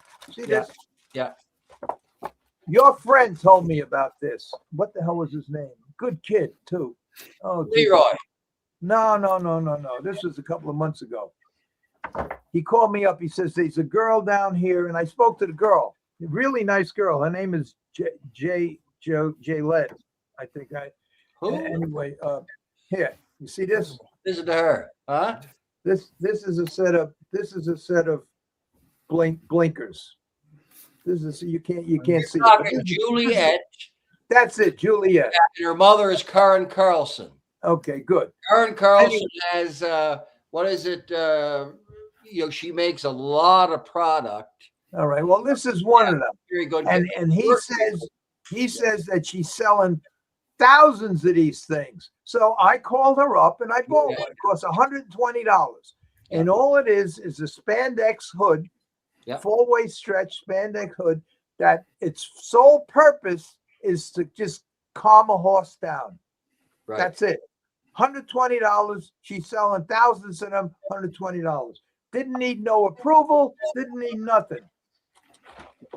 Why? And she comes out with a nice pamphlet here that you get with the thing. Yeah. Now, why is everybody making such a big commotion when all I'm doing is taking this blinker? Well, I'll just use this as a regular blinker. Putting gel in it. Inserting a piece of gel on the crown of the head and put it on the horse. The gel has because they can say it's performance enhancing, so everybody's got to use it. What's that? They might say it's performance enhancing because that horse, if he stays cooler, he's going to race better, even if he isn't, prone to death. Probably lots of horses would benefit from it. That's a good. These are the questions you're going to get asked. You hear me? That's a great marketing thing. But so what? What they can't stop? You change the race bikes or put a different tire on a race bike. Well, the race bikes have to be approved by the USTA. Whatever. I'm just using that. You make okay. If you put a piece of duct tape on their nose, they can't say nothing to you. Well, that's what I'm saying. There's certain things that might do the same as the breathing and the nasal strips. Now that I think of it, Jamie, I've seen people do that. Is that what you're talking about? Yeah. They're putting the nasal strips on, put the duct tape on. I've seen people do that. Everybody thinks it's a big deal about that. But Greg could be right. But I can't say that. I can't say because then I have you could be asked that. I'm trying to. That's what he's prepare. I'm saying stuff to you. Write that down. If they ask me, because remember, I've said this to them. Hobbles, you could say, are performance enhancing. Aluminum shoes we talked about. They've gone nuts over this performance enhancing thing. So I'm just telling you, you got to be ready for it. That's all. No. I know that, and I appreciate that, and you're 100% right. Yeah. But my question. You think of yourself. Scott Bell said sometimes when he's making love to his wife that he thought, would this help him because he gets overheated? Larry, could he put that cap on? Huh? You might have to put that on her because he's smothering her. He wants the blood flow.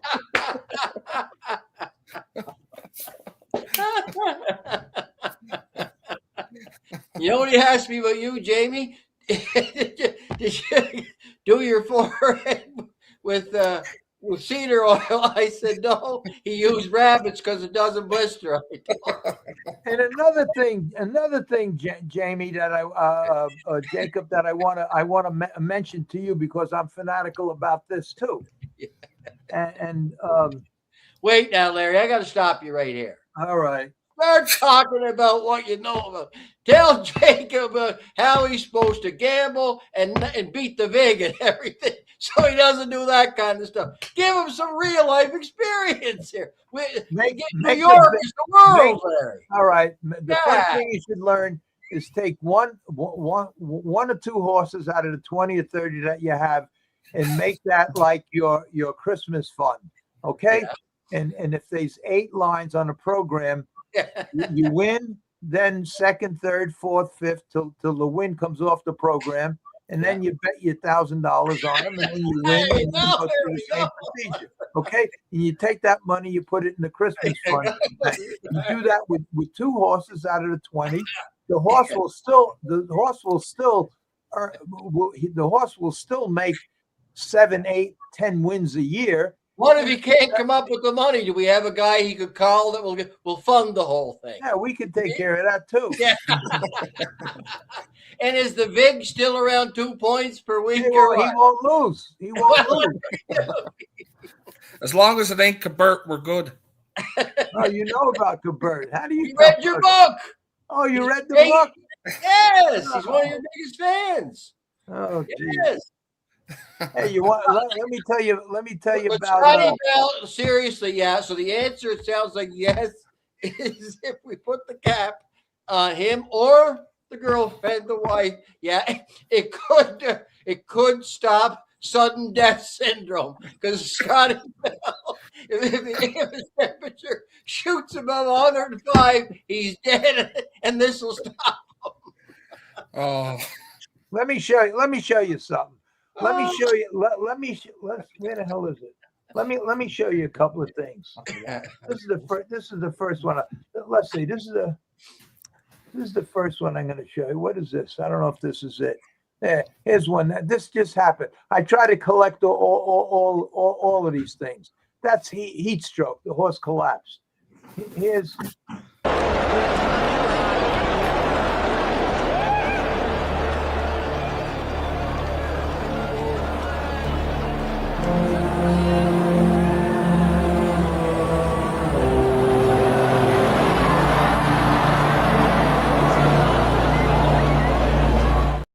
Okay, that horse unfortunately died.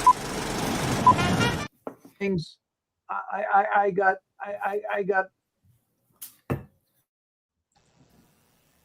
Número 7.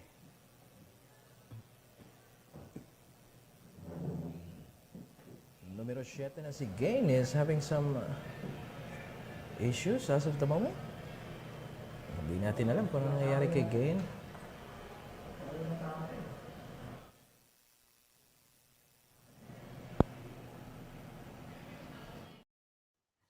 And that's and how I started this thing. I was in the grandstand at Hialeah. I was racing at Hialeah at the time, and I watched 2 or 3 horses that day collapse. 2 of them in a race, and one way we were unsaddling, and then I start investigating all of this stuff, and I really got into it. And finally, I found something that works. That's what this whole thing is about. Anyway. Now let me ask you a question, Jacob and Jamie. Let me ask you a question, Jacob.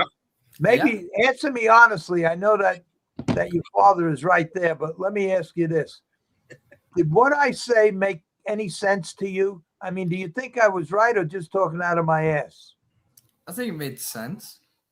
I spent really focus on like the horses and learn as much as I can, and every little key makes a difference. Every little thing that I learn. Did I say anything? Did I say anything that you disagree with? No. Only Jesus Christ you could say that to, Larry. Now, anything you disagree with. Come on. Well, I didn't tell him my life story. I just mentioned a few things. Oh, they've all read your life story. No. But I do listen, you're not teaching them enough. Riddled, they don't race for much. Now I know, or if he has to go to Flamborough, you're right next to Hamilton, and Hamilton is the mafia capital of Canada. So he could get action and probably a discount on the VIG anywhere he wanted to, don't you think? That's the thing to do. You only have to pay VIG if you borrow money. If he's smart, he won't have to borrow money. All you need is the first bet. He wants to grow up and be just like Uncle Larry. So he's too cheap to bet. He just stuffs his money away. Yeah, but he can go and he can get somebody in Hamilton or Ottawa. I know there's a mafia community there. He could borrow it. If not, somebody will hook him up. That's for sure. But Larry, these guys, I'm serious. They all read your book. They're all having a great time. Yeah, we got to get answer a question here. What track, what barn, where from? For Jacob, I think he's talking about the track would be Rideau Carlton, the barn would be Jamie's, and the farm would be a private farm in Russell, correct? Edwards. Yeah, Mandy trains all the horses, and I own them all. Jacob has. Jamie is. Put it this way. Actually, Mandy is the Christina Tactor of Canada. We'll say. There you go. We'll have to say that. She's the Christina Tactor of Canada, right? Pretty well. There you go. Yeah, there you go. Now, Jacob. So, okay, you've learned. Have you learned about not borrowing money? But like with Larry, if you have one you like, and you could bet a couple of $100,000 off track, Larry, you could make pretty good money, huh? The boy would have to be driving a long time at 5% to make the same kind of money. I'll tell you, Larry, we even got my 89-year-old grandmother watching. She still trains horses. Yeah, at 89. Yeah. She still trains.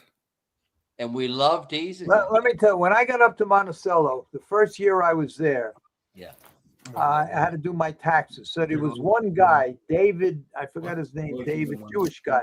He was the bookmaker for all the horsemen. So he comes to my house. Jamie mentioned, what's his name? Davy Handel, is it? Was that him? What about him?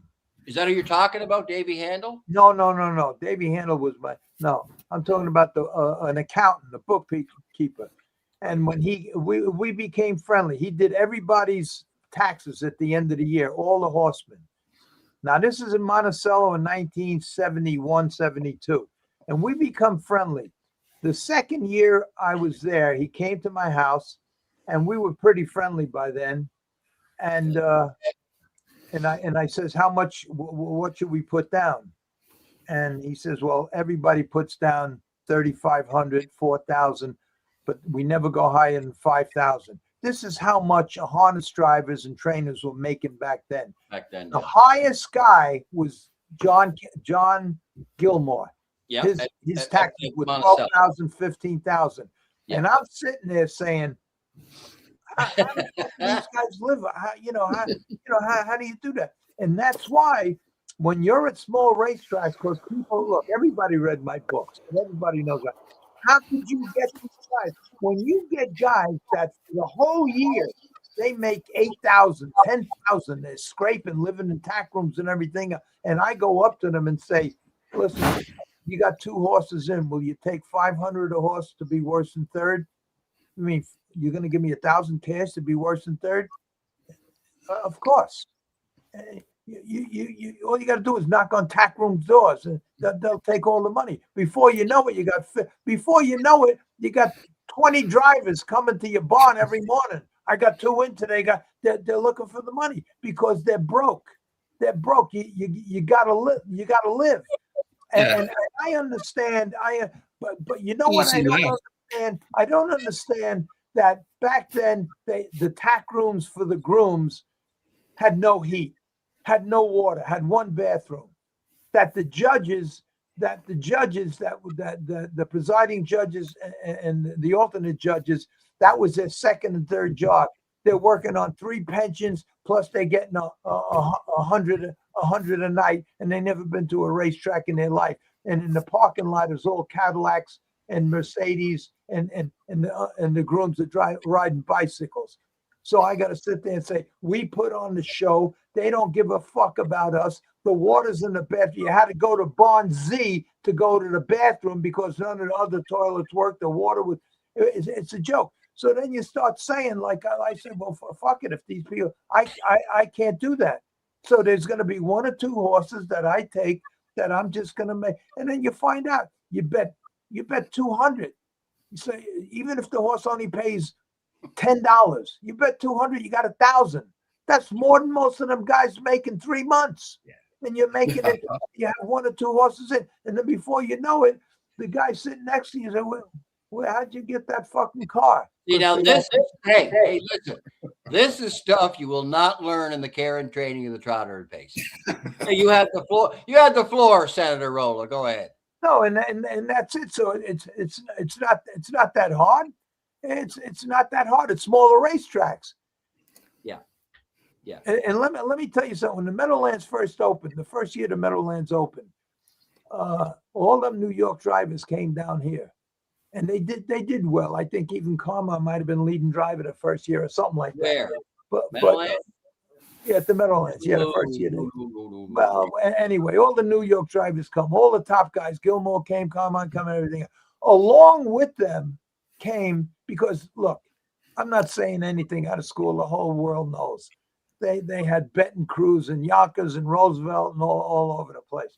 Them betting crews came to the Meadowlands, and they all got busted out because what they were able to do on a half-mile track, they couldn't do on a mile track. And they all fucking left after the second year, busted them all out. Everybody went back to Yonkers and Roosevelt, Income, Campbell, and O'Donnell. Legitimate racing started, and that's the success of the Meadowlands. So anyway, it's very, very, very tough for these guys that put on the show. That when you see them, it's terrible. They still guys racing at Monticello. What could they make? You see the horses, they're in 5,000 claimers. They made 12,000 for the year. 12,000 for the year. How does if you look I'm going to say the first leading driver would have been it might have been Ted Wing or Benny, one of the other, or Benny might have won the second one, something like that. And then Greg Wright was around early too, but he drove his own horses too. Just trying to find out about the Meadowlands. But if you look at the programs, even today, you say, how the hell do these kids up there make it? And that's their whole life up there. How do they make it? They have a stable of 4 or 5 horses, and they don't. But they're there every single year. It's not like a real job. They love doing it.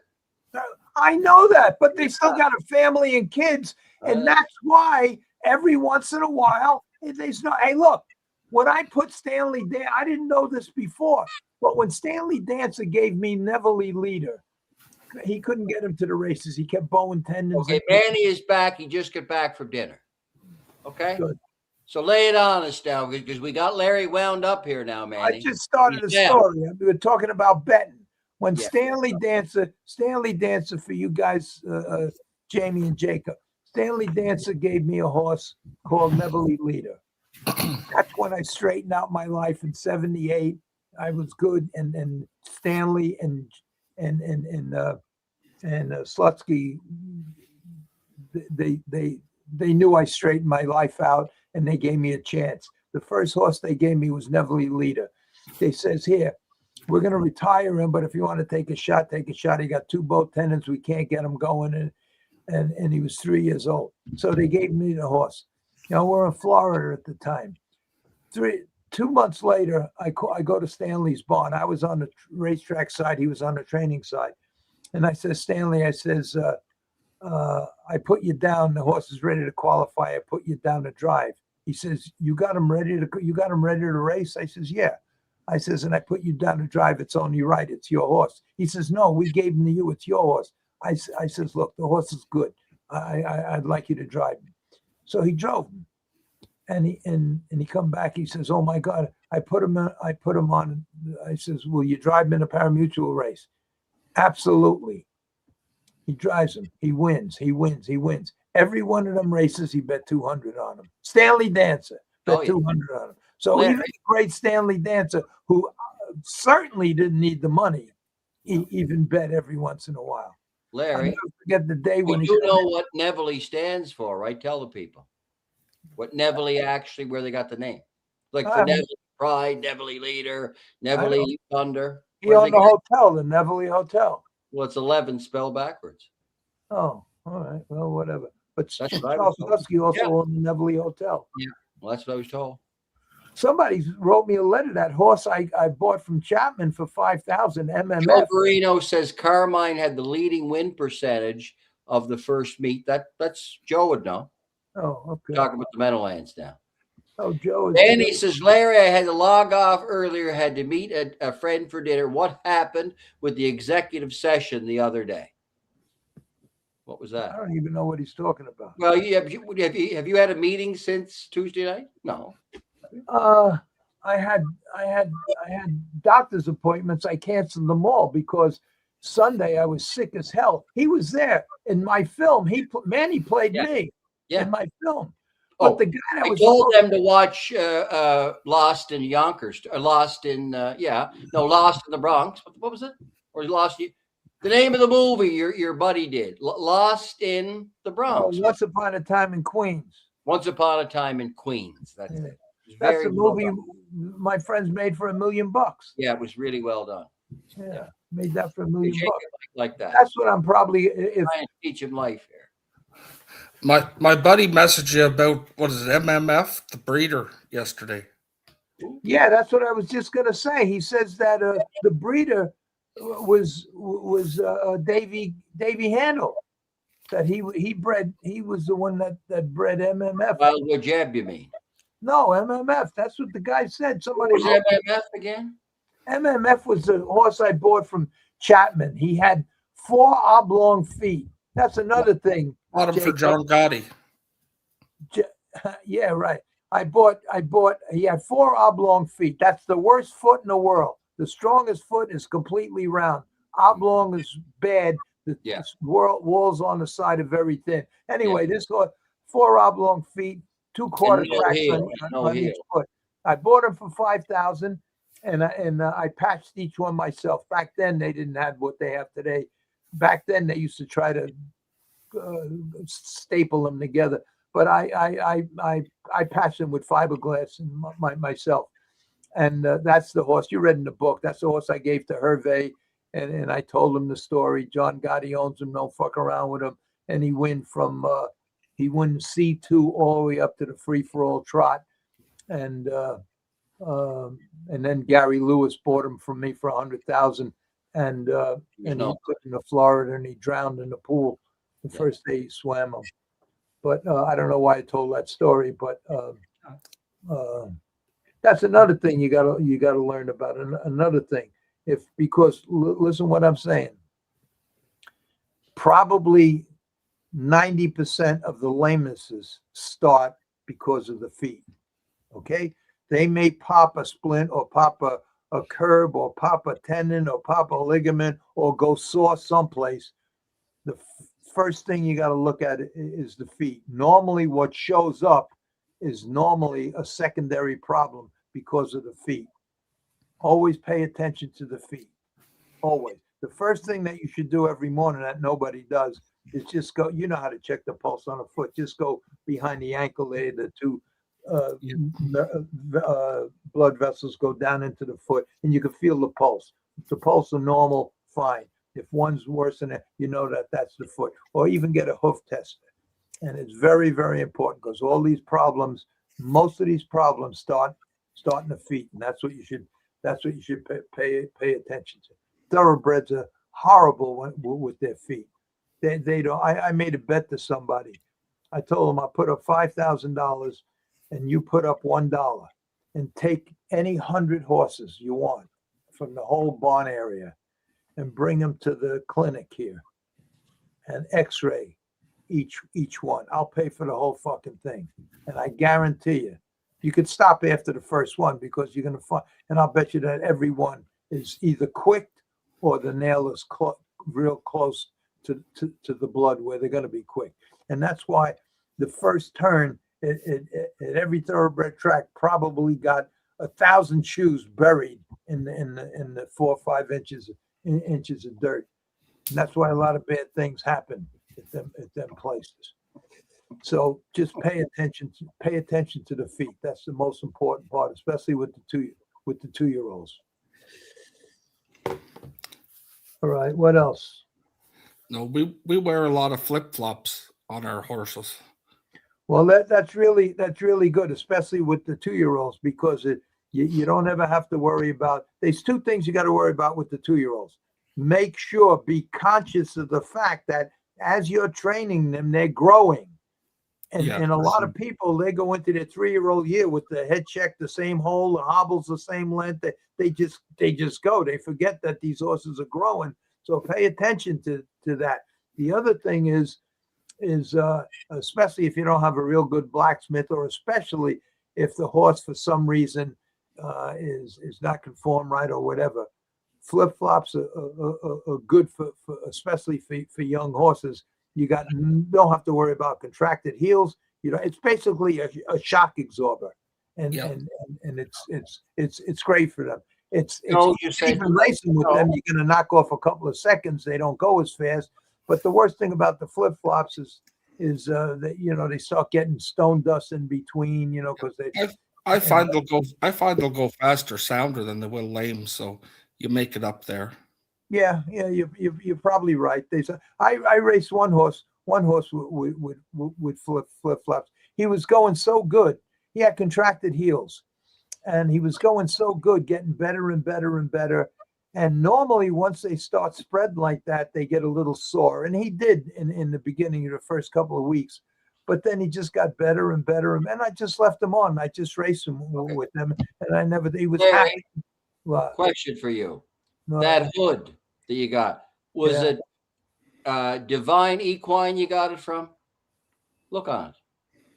Oh, this one here? Yeah, the hood, yeah. Was it Divine Equine from Juliet? Yeah, I got it. He did a hell of a job. It was made. Oh, but is that where you got it from? Was it? It should say there. Divine Equine is the name of the business. Hind, Hidez, Equine, compression hood. It's made in Australia by this company. Me who told you that? It's a Hidez hood. Okay, I know what they are, but where did you get it from? From her. She. From who? Juliet or whatever the hell her name. Tell me what it says, because I'm telling her mother about it. I've known her name is Jayyotte,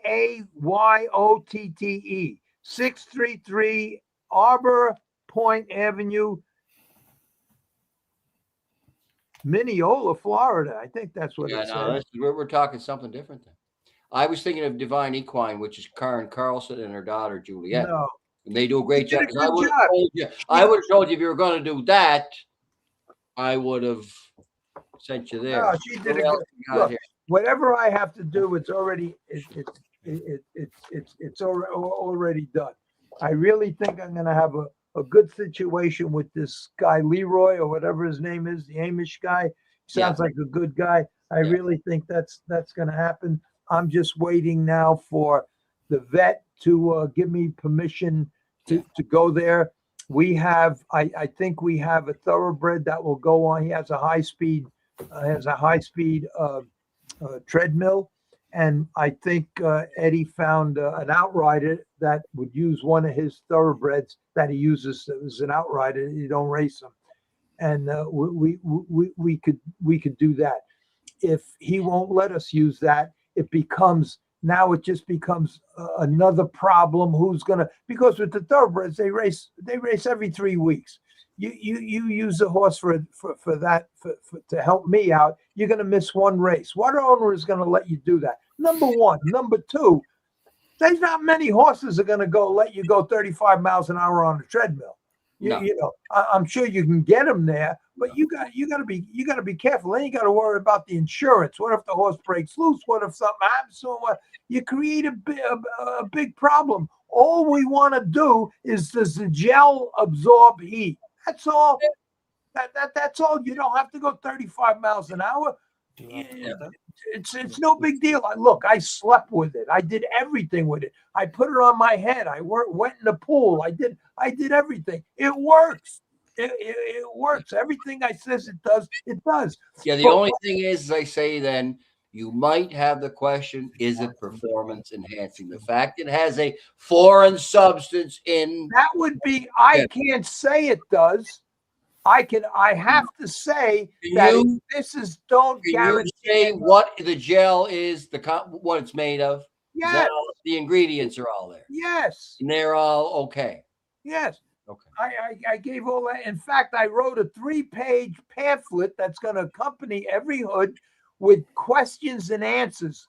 Anticipated questions. What does it do? How's it made? What's supposed to? Okay, Manny says this. Everyone knows the truth about most trainers, drivers, but we will all do what Larry says and shut the fuck up.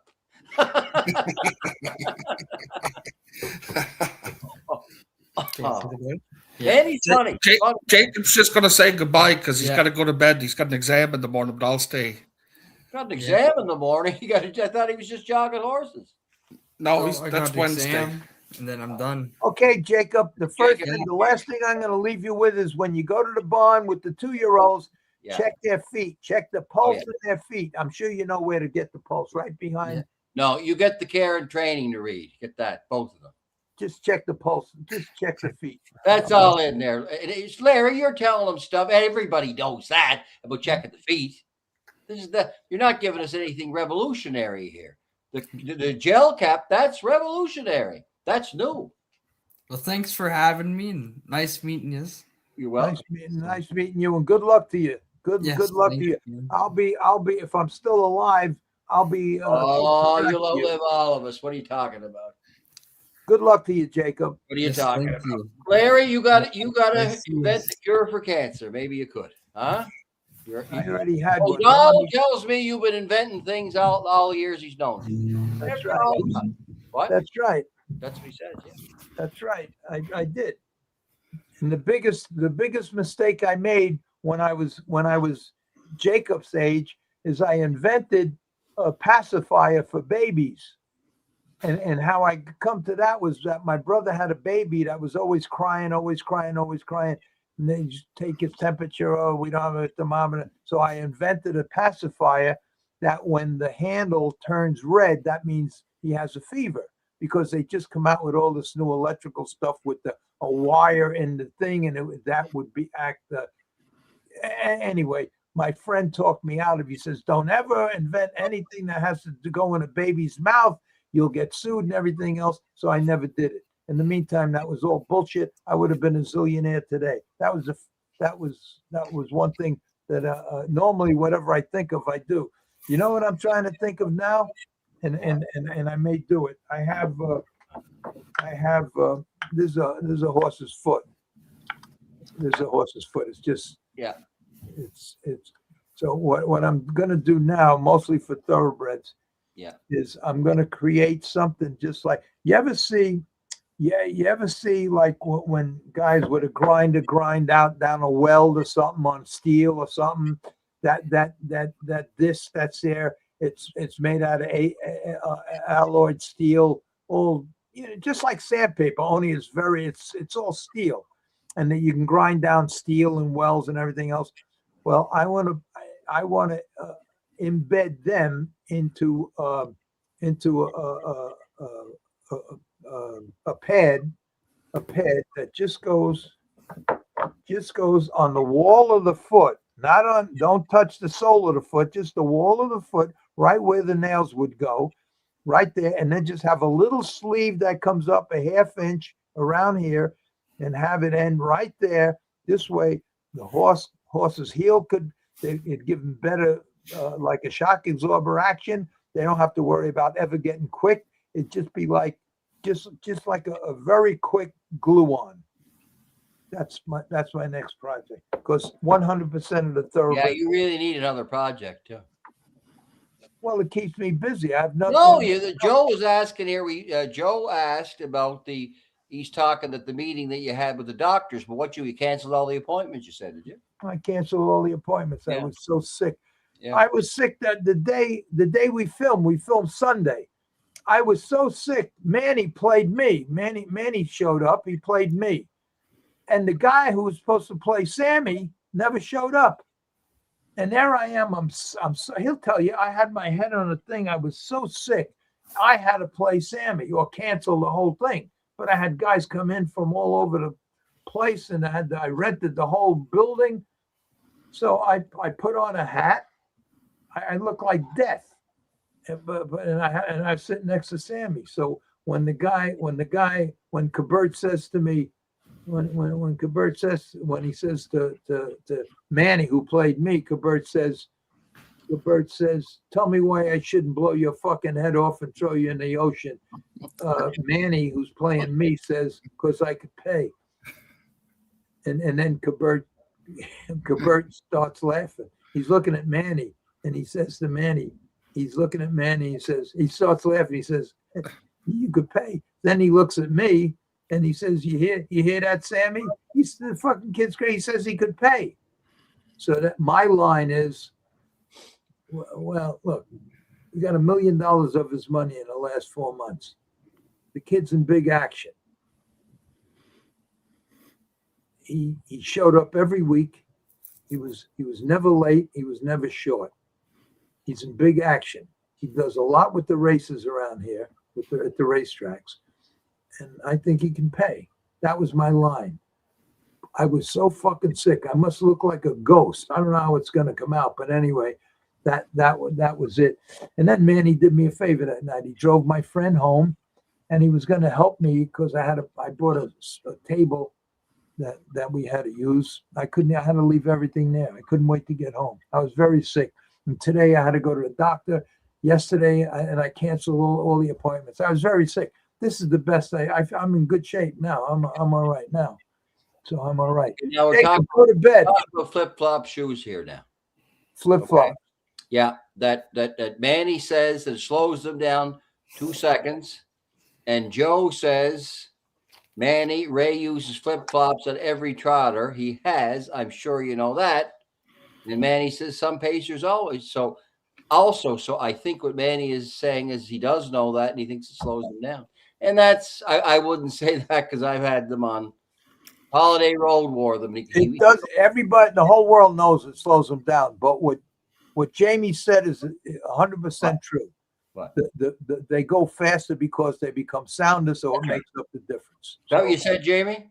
Yeah, that's my opinion on them. I think the horses feel better and they go faster. That's what I think. And with the trotters, you usually start out with, you can put a heavy swedge or a regular swedge, and then you end up with an aluminum for the insert and dust the grab down a little bit, and that's a pretty good shoe. And you can cut some of the flip-flop pad out, or they have the new style pads that it's already the racing yeah. flip-flops. Well, that's what they can call them. Yeah. And yeah. I had some horses. JV, we can't see you moving now. We can just hear you. Oh, you can't see me moving? Over your head. No, he's frozen, but we can hear you. Yeah, I hear you clear, but yeah. I had a pacer, and we used to put flip-flops on him all week and take them off race day and put aluminums on him because he paced better in aluminums. Right. He just couldn't handle them. Yeah, I could see that. Yeah. Larry. Yeah, I'm going down this list here. So let me see. This guy says, Joe Garino says Manny. Oh, you already said that. I already said that. Yeah, I'm way ahead of you. You're way ahead of me. Okay. Yeah. So is Jacob still there, Jamie? No, he went to bed. Because the picture shows still the two of you, and we can hear you, but you're not moving. Yeah, no, he went to bed first. Okay, so what do you think is causing the fact that you're not moving, and he's still there? What? I have no clue. Well, you get a hold of Andy and tell her that the videos or the audio is working, but not. No, for him to stop, he would have to do the same thing he did before: go out and then come back in again. Right. That happens every once in a while. It happened to me last Tuesday. Well, I'm going to tell you this: it's 5 minutes to the last race. Anyway, 10:30, we're done. All right. Now listen, you guys, all you guys with the comments. I got them all. I got them. In 5 minutes, Gregory, Peck, and Jamie are going to leave. I'm going to stay on. Okay. Because all you guys, I'm just going to say hello to all of you because I keep getting nasty messages that you don't pay attention to me. So after they leave, I'm just going to stay on. I take a consensus of them. I try to.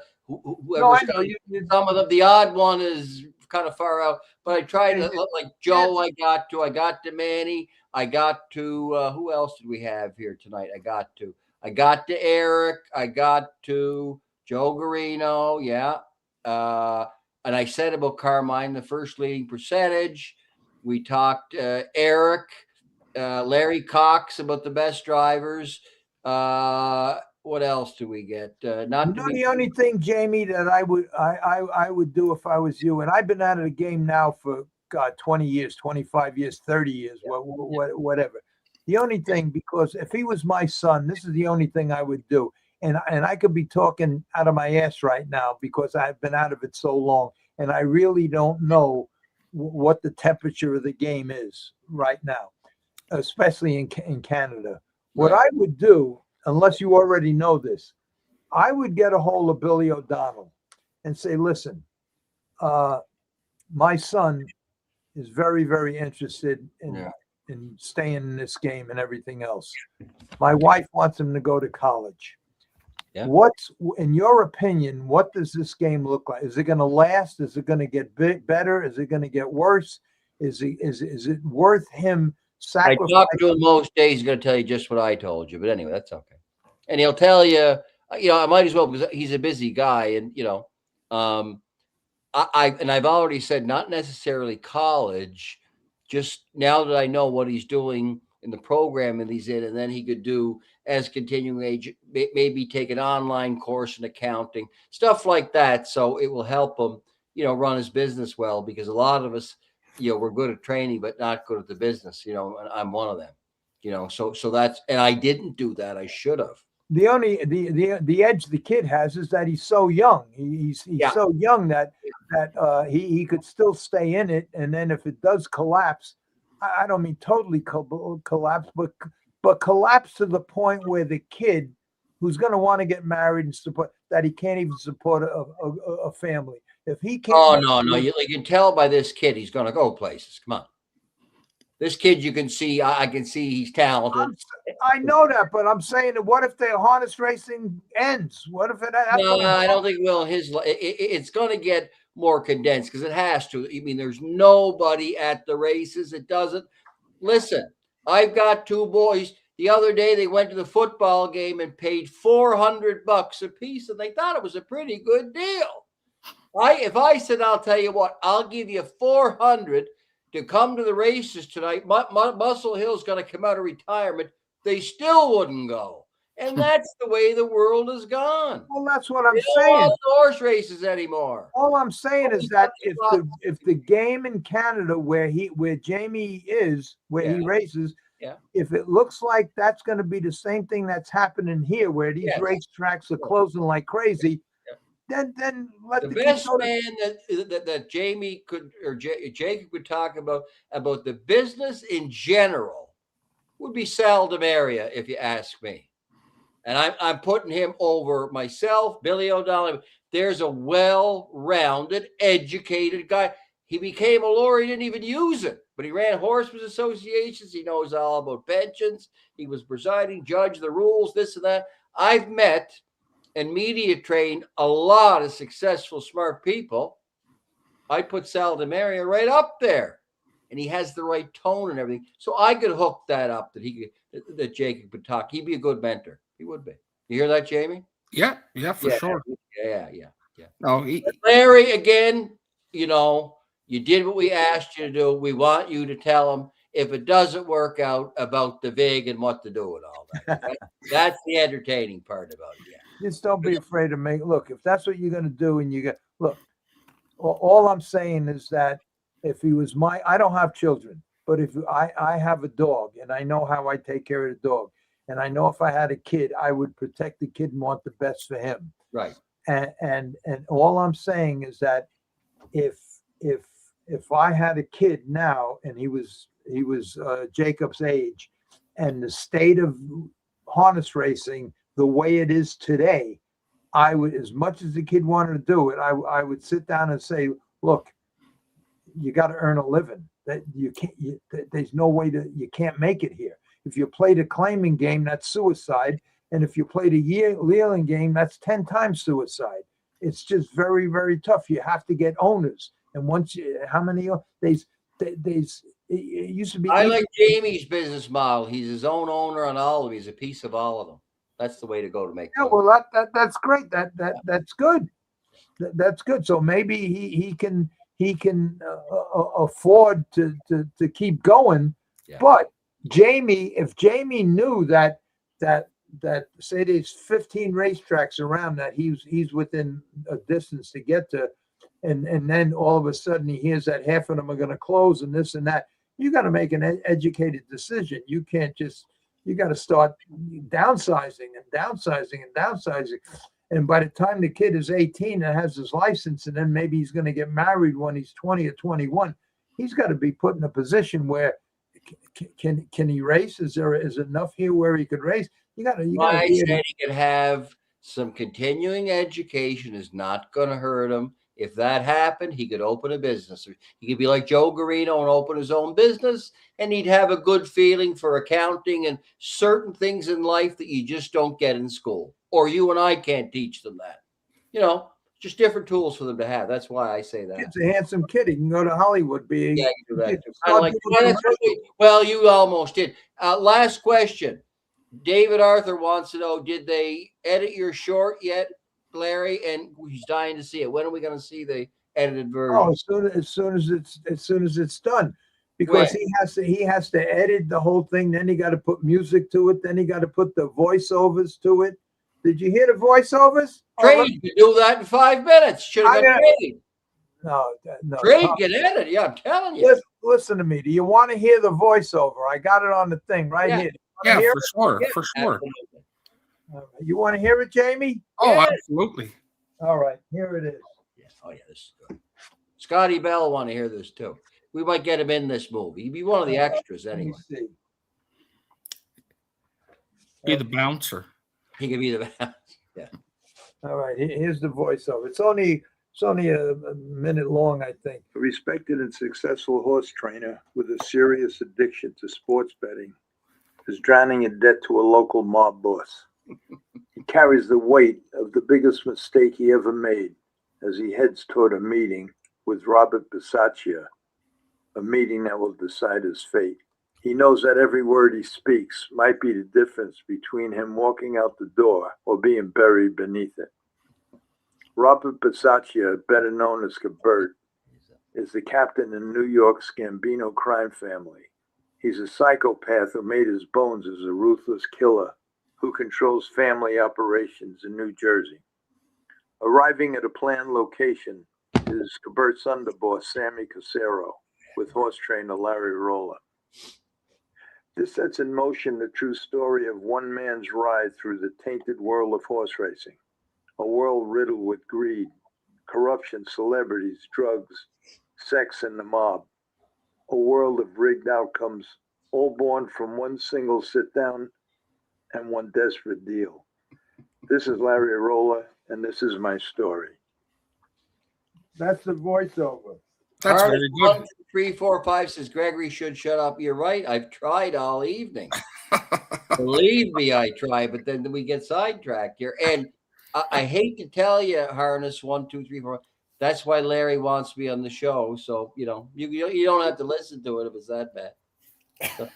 I really don't care. Everybody else is pretty good. And maybe another thing, Harness 1, 2, 3, 4, 5. What do you think of the media expert? The voiceover, Jamie? Oh, I thought it was great. No, I thought you were going to have the actors in there. No. When that goes. When that's being played, you're going to see the table where we're all sitting at, and then right after the voiceovers, it goes right into the dialogue. We're at the table, and that's when Gabert, we walk in, me and Manny walk in, and Gabert says, "Welcome home." Now that you're here, I got to ask you a question. How could you do what you did? How could you know who I am? You know what I do. How could you take a shot at me like that? And then the dialogue goes on. Then it gets heavier and heavier and heavier and heavier. And that's it. You see that live. Okay, we got to go. Good. Thank you, David Arthur, for saying that. Good night. Thank you to Jamie. Thank you very much, Larry. Ryan. Jamie, it was nice meeting you. Thank you. We had the whole family on, Larry. Thank you for coming on, Jamie, and good luck to you and Jacob. Yes, thank you very much. Good seeing everybody. Bye-bye. I hope I didn't say nothing to offend you or Jacob. No, absolutely not. Well, we tease you too, Larry. It was great, Larry. Thank you. We get a lot of enjoyment watching. We love you, Larry. We know that you can't make a mistake in our eyes. Come on. Thank you, Greg. Thank you. I'll talk to you during the week. Okay, good. All right, buddy. Bye-bye. All right, good night. All right, for you guys that are left here, now let me go down the list here. Oh, okay. First one here. Let's see. Hi, guys. Larry, I am good. I was my friend who had an issue. How are you feeling? Oh, this has to be the guy, Vinny. Hi, guys. Larry. Yeah. I'm glad. I'm sure now because he has a couple of major problems too. I'm glad you're good, Vinny. Okay, let's see. Michael, hi Eddie. You got a bad ride today, like we said. Okay, poor Eddie. His horse pulled up. I read what did the rider do.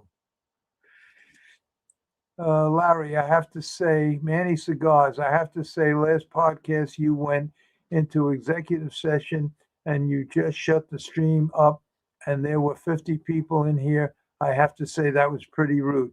You're 1,000% right, Manny, but I start getting hot and I was starting to say nasty, stupid things and I just didn't want everybody to hear it. And I was starting to say personal things that pertaining to what we were talking about. And I didn't want, it wasn't right. In fact, I said too much with everybody. But you're right. It was rude. Especially after I said I would fund. I don't know what the hell that means. Fund what? I don't know what you're talking about. Manny, jump the shark comes to mind if you know what I mean. Manny, Eric, no, I don't understand what you mean. Explain. Michael, so sorry to hear that. I didn't know that. Manny, didn't know what, Michael? Eddie, I'm so sorry. Someone said your horse was pulled up. Steve Wing, is the podcast on? I got nothing. David Arthur, yeah, he pulled up. I feel bad for Eddie. Well, Eric, it refers to when a show begins to fade.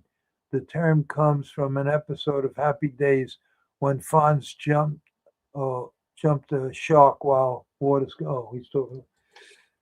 Okay. Oh my God, Eric, that's so funny. I remember that episode.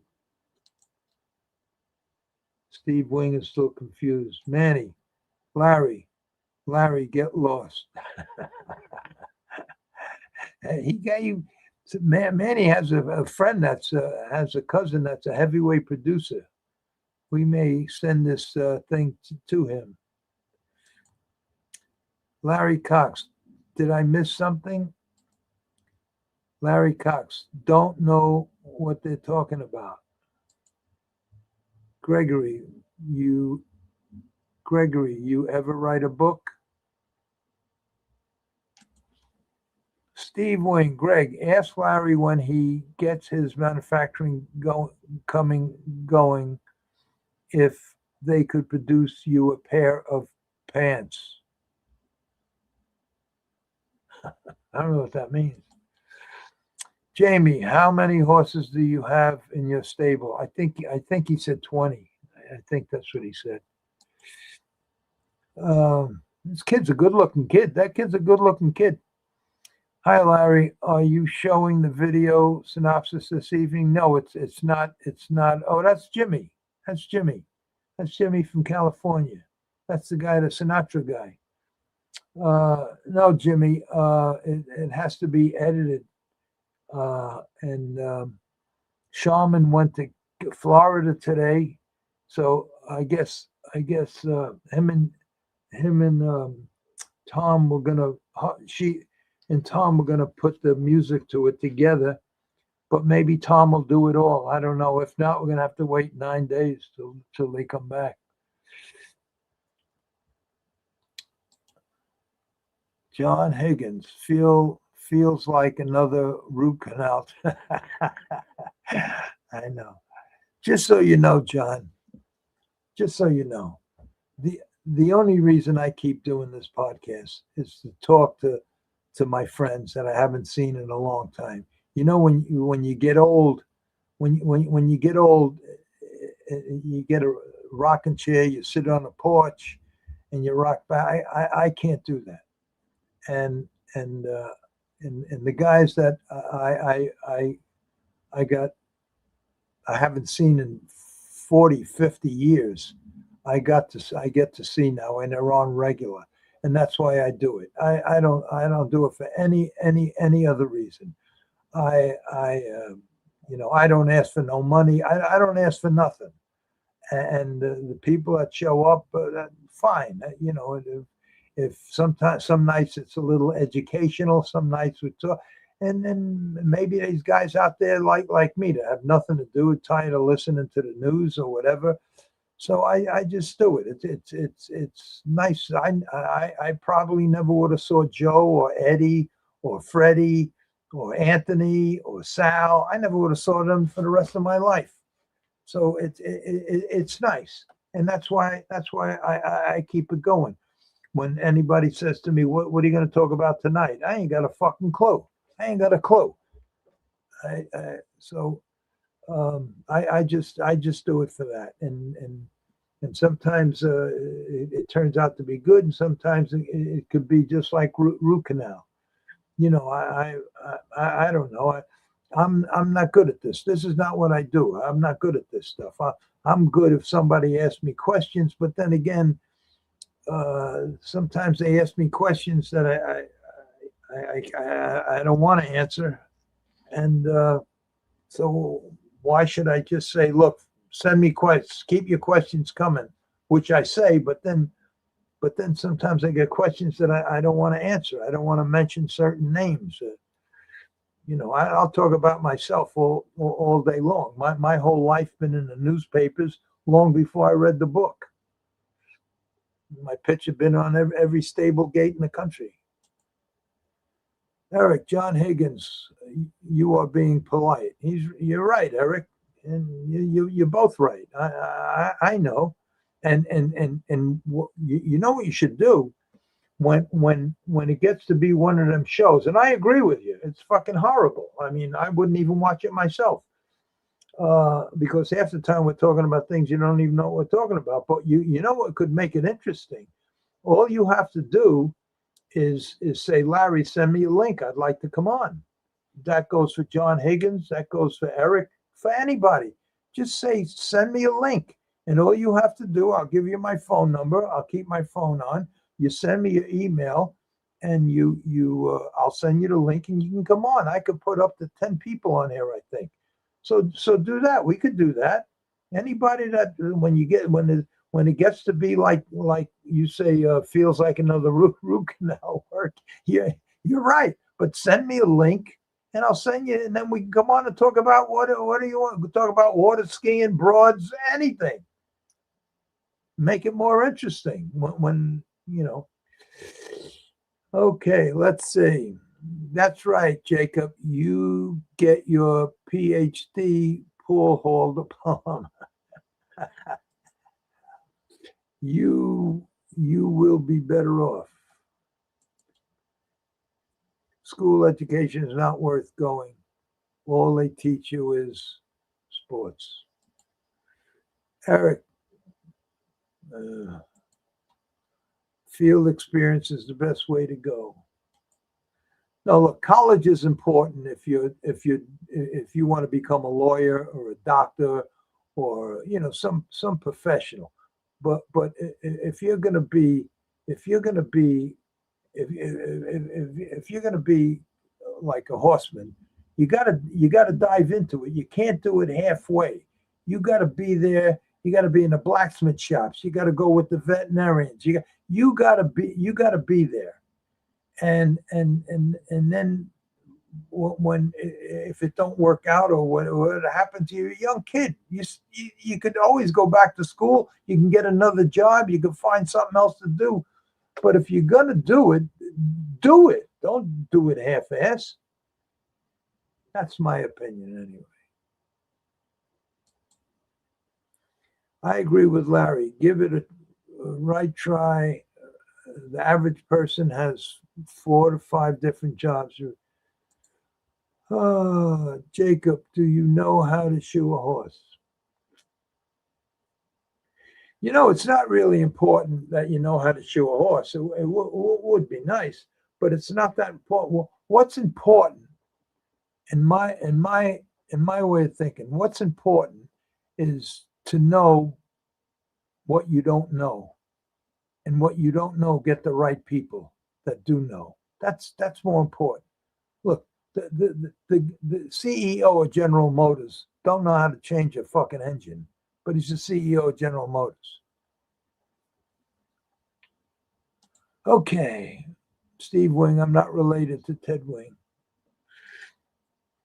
There's only one master, and that's Billy Houghton. Larry Cox, I think the future of horse will go back to the way it was in the 70s. Drivers will have to take their own stables and do lots of training and vet jobs. Biggest problem is it's sadly a dying spirits. Not to be rude, but I think the shows about the cool cap were a little more interesting than this.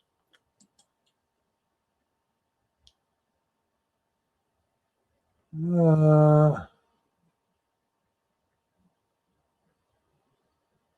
biggest problem is it's dying. It's a dying sport. Tracks closing, smaller fields, harness racing, attendance at all-time lows. Yeah. The best drivers could do it all. Driving, training. Look, I wasn't disagreeing with Greg, but what I meant to say is that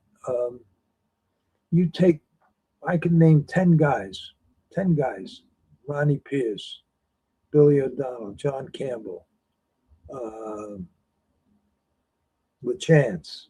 10 guys, 10 top guys, and switch them all around. I think LaChance won 5 Hamiltonians. I'm just saying numbers now. LaChance won 5 Hamiltonians. Any one of them other drivers would have won the 5 Hamiltonians driving the same horses. And that's what I think. Campbell won 10 Meadowlands Paces. I'm just using numbers. O'Donnell driving the same horses would have won 10 Meadowlands Paces. So they're just great. They're just great. And that's what I was trying to say. I could never put one of them on a pedestal compared to a lot of people. A lot of people say Hervé is in a class by himself. He's in a class by himself in a lot of ways in harness racing, but when it comes to driving ability, these guys that were just as good as him. He was great. Some say his brother Henry was even better. I drove with them. I drove against them. I drove, and I watched them. They're all great. How the fuck do you separate them? How do you separate them? And how do you? So that's why I say, if you're gonna like Greg mentioned that a bunch of drivers and he left out LaChance, and I says, how could you leave LaChance out of the top 3? How do you do that? But then again, how do you leave Miller out? How do you leave Ronnie Pierre? How do you leave these guys out? They're just great. They're great, and they have all the senses, everything you need to be great. Fearless, judgment, talent, everything. So that's what I meant by that. I didn't disagree with him, but and I really believe that that any one of these guys would say the same thing. I believe that. I think that they would say the same thing I'm saying. Okay, every great athlete could drive in any era. Same in harness racing. Let's let the guests get in. Okay, Bob, that's what I'm doing. What track, what barn, where from? I think he asked him that. Manny, hi fellas, I'm back. Just got back from dinner. That's nice. Your wife's an unbelievable cook. What are you going out to dinner for? Oh, it's nice that you take your wife out. If you went out with your wife, he has a lot of business guys. Manny Cigars, Larry, I had to log off earlier. I had to meet a friend for dinner. What happened with the, okay. Carmine had the leading win percentage, Joe Guarino. Yeah, I knew Carmine was there someplace. Joe Guarino, of the first I had to log off early. I had to meet Fred for dinner. What happened with the executive session the other day, doctor's appointments? I canceled everything. I was so sick. I canceled everything. Okay, Chapman, Larry, that second text. I don't know what that means. Greg, I sent the first text about Carmine in the chat. The second one, somebody using my name. I didn't send the second text. Wow. Huh. Manny, what a hell of a guy Stanley is to give you a horse with 2 bow tendons.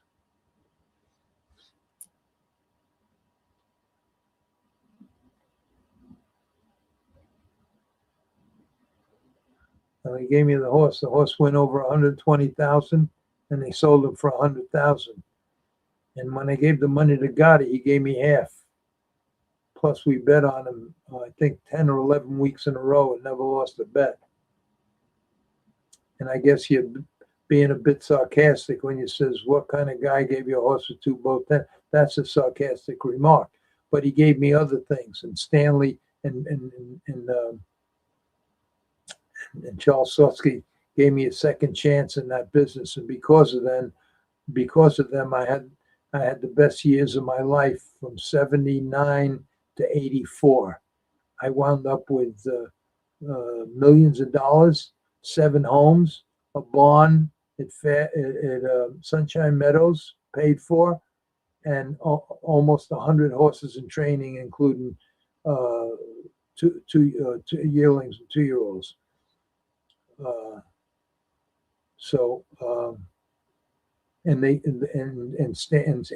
And Stanley gave me more horses, and also Charles Slutsky got his cousin to buy me horses. Slutsky bought a bunch of horses for me, and he got me Alan August as an owner, the construction guy. So.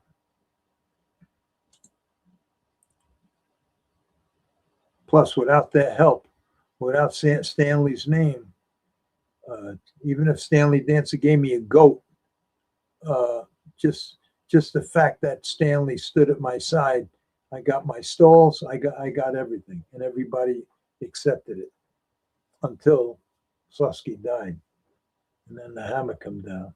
I finally went legit. I finally was on my way, and then the hammer come down. Talking about all this shit about trainers and this and that and guys making ends meet, but you guys save so many names because it's not right to say the truth. What? Talking about all this shit about trainers and this and that and guys making ends meet, but you guys save so many names because it's not right to tell the truth. I'm not sure what he means by that. I guess he means that I don't know what he means. I think I might know what he means, but I don't. But if I don't want to mention somebody's name, there's a reason for it. There's plenty of people that did what they had to do, but they portray themselves as angels now. You're 1,000% right. You're 1,000,000% right. And I could name 20 of them, but I won't.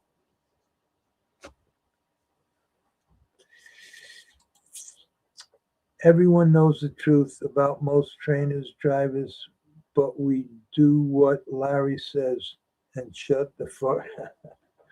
Oh, Manny. I don't know what I'm talking about ever, but on a deep track, flip-flops are awful.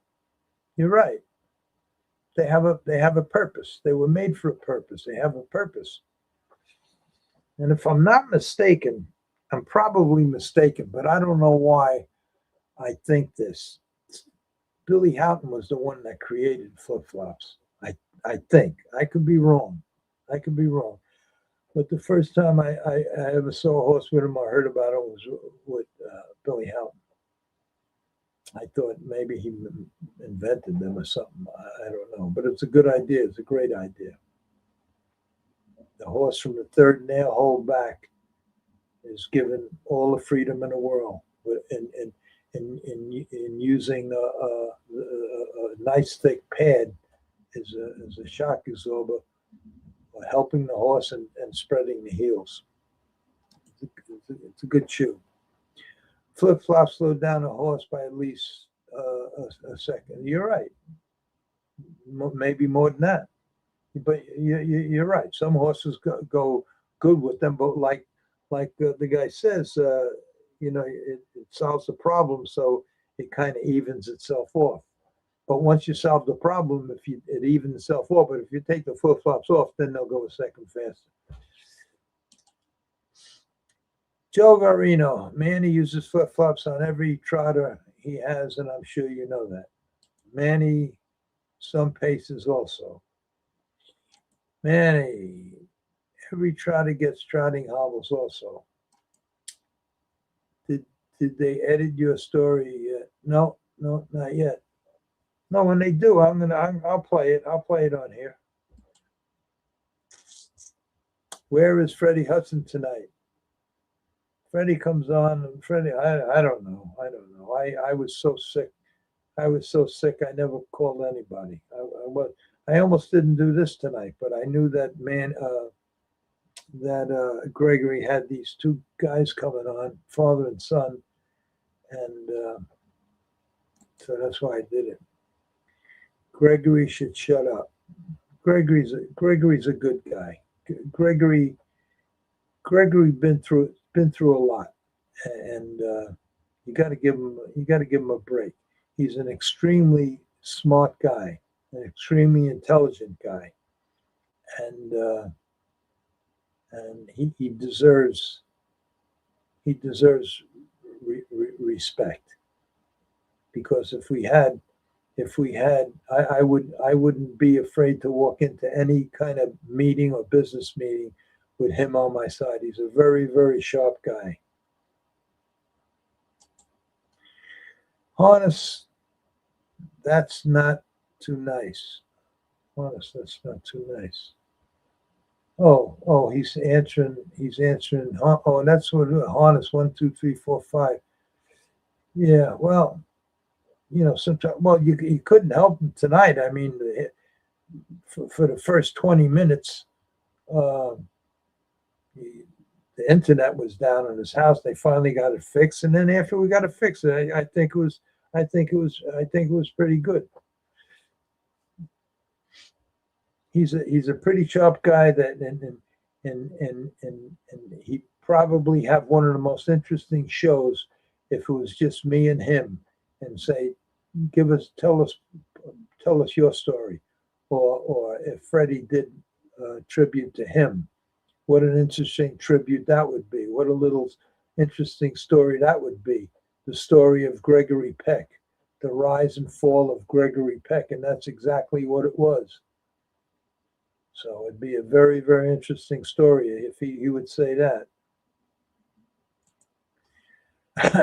Honest, that's not too nice. Okay, he said that.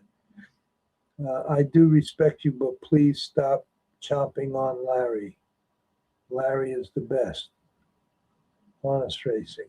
1, 2, 3, 4, 5. I do respect you. Who's he talking about? Oh, Manny. Well, thank you, Honest 1, 2, 3, 4, 5.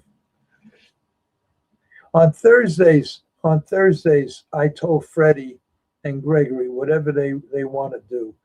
I'm happy just seeing my friends once a week and getting in touch with that. I haven't seen Sal in 30, 40 years. I just happened to mention his name. Joe says I talk to him all the time. Ronnie, the Woodbury guy with the try, I haven't seen him in, God, I don't know how long. But that's it. So once a week is great. We just sit around and bullshit, talk about anything, and that's it. On Thursdays, Freddie wanted to promote a couple of things, and so I says, whatever you want to do on Thursday, I don't care. I have the thing. It's there. So,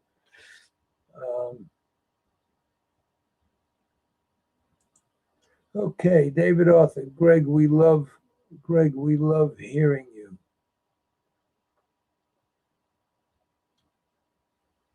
It's really sad what happened to him. It's really sad. It's really sad.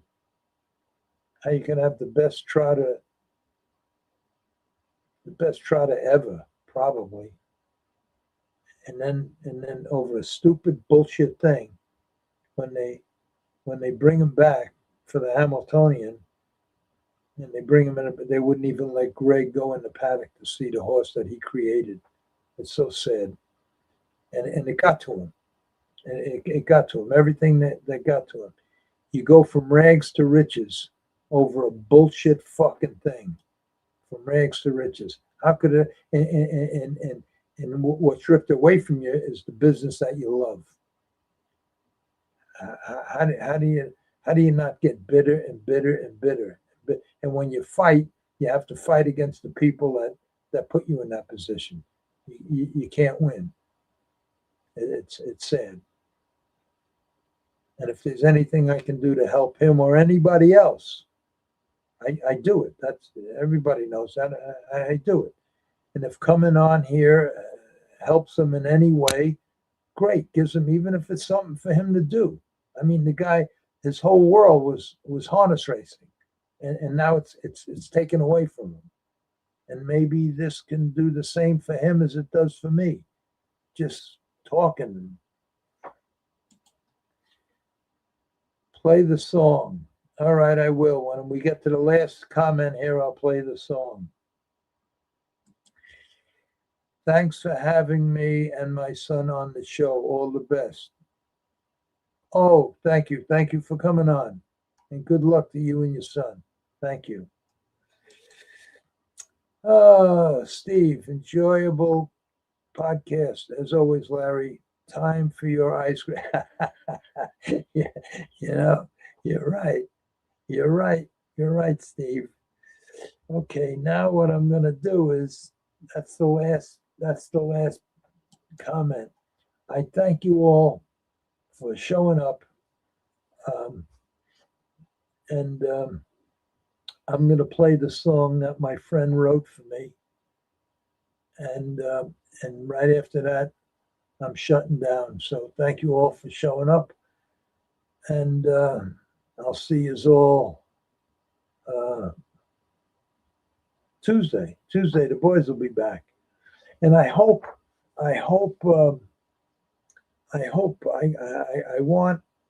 Ron to come back on. I want Ron to come back on because Ron asked me a question.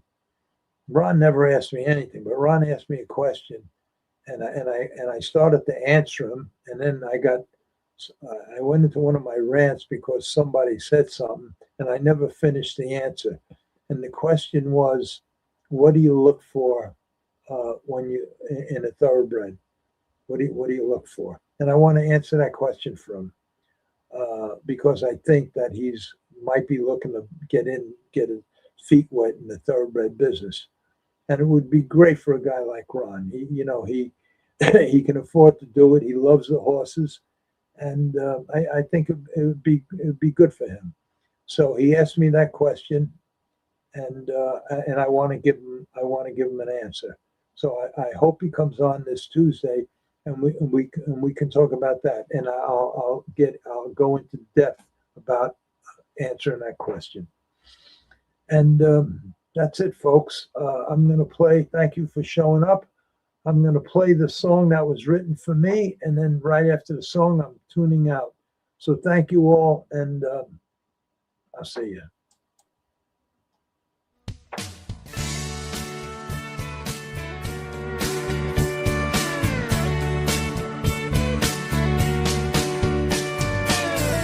Dump those grudges, ditch those judges, they're just weighing you down. Drop the haters, procrastinators, 'cause one man's smile is just another one's frown. When it's time for the end, ain't no warning, my friend. One day you're here, next stop the pearly gates. So listen close to what I'm saying. Lighten up, it's getting late. Dump collections, self-reflections, they're just covered in dust. Why obsess, worry or stress?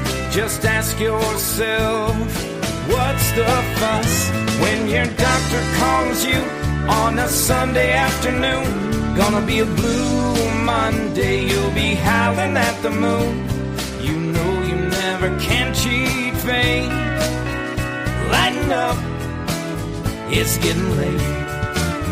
Forget bling and glitter, text and Twitter. Don't need it to make my case. Say it old school, face to face. Dump the users, soul abusers, turn and walk away. Give yourself a kick in the ass, then raise your glass. Let's toast to the past and make the most of today. Keep the faith, rise above, do the things that you love. Find a reason every day to celebrate. So listen close to what I'm saying. Lighten up, it's getting late.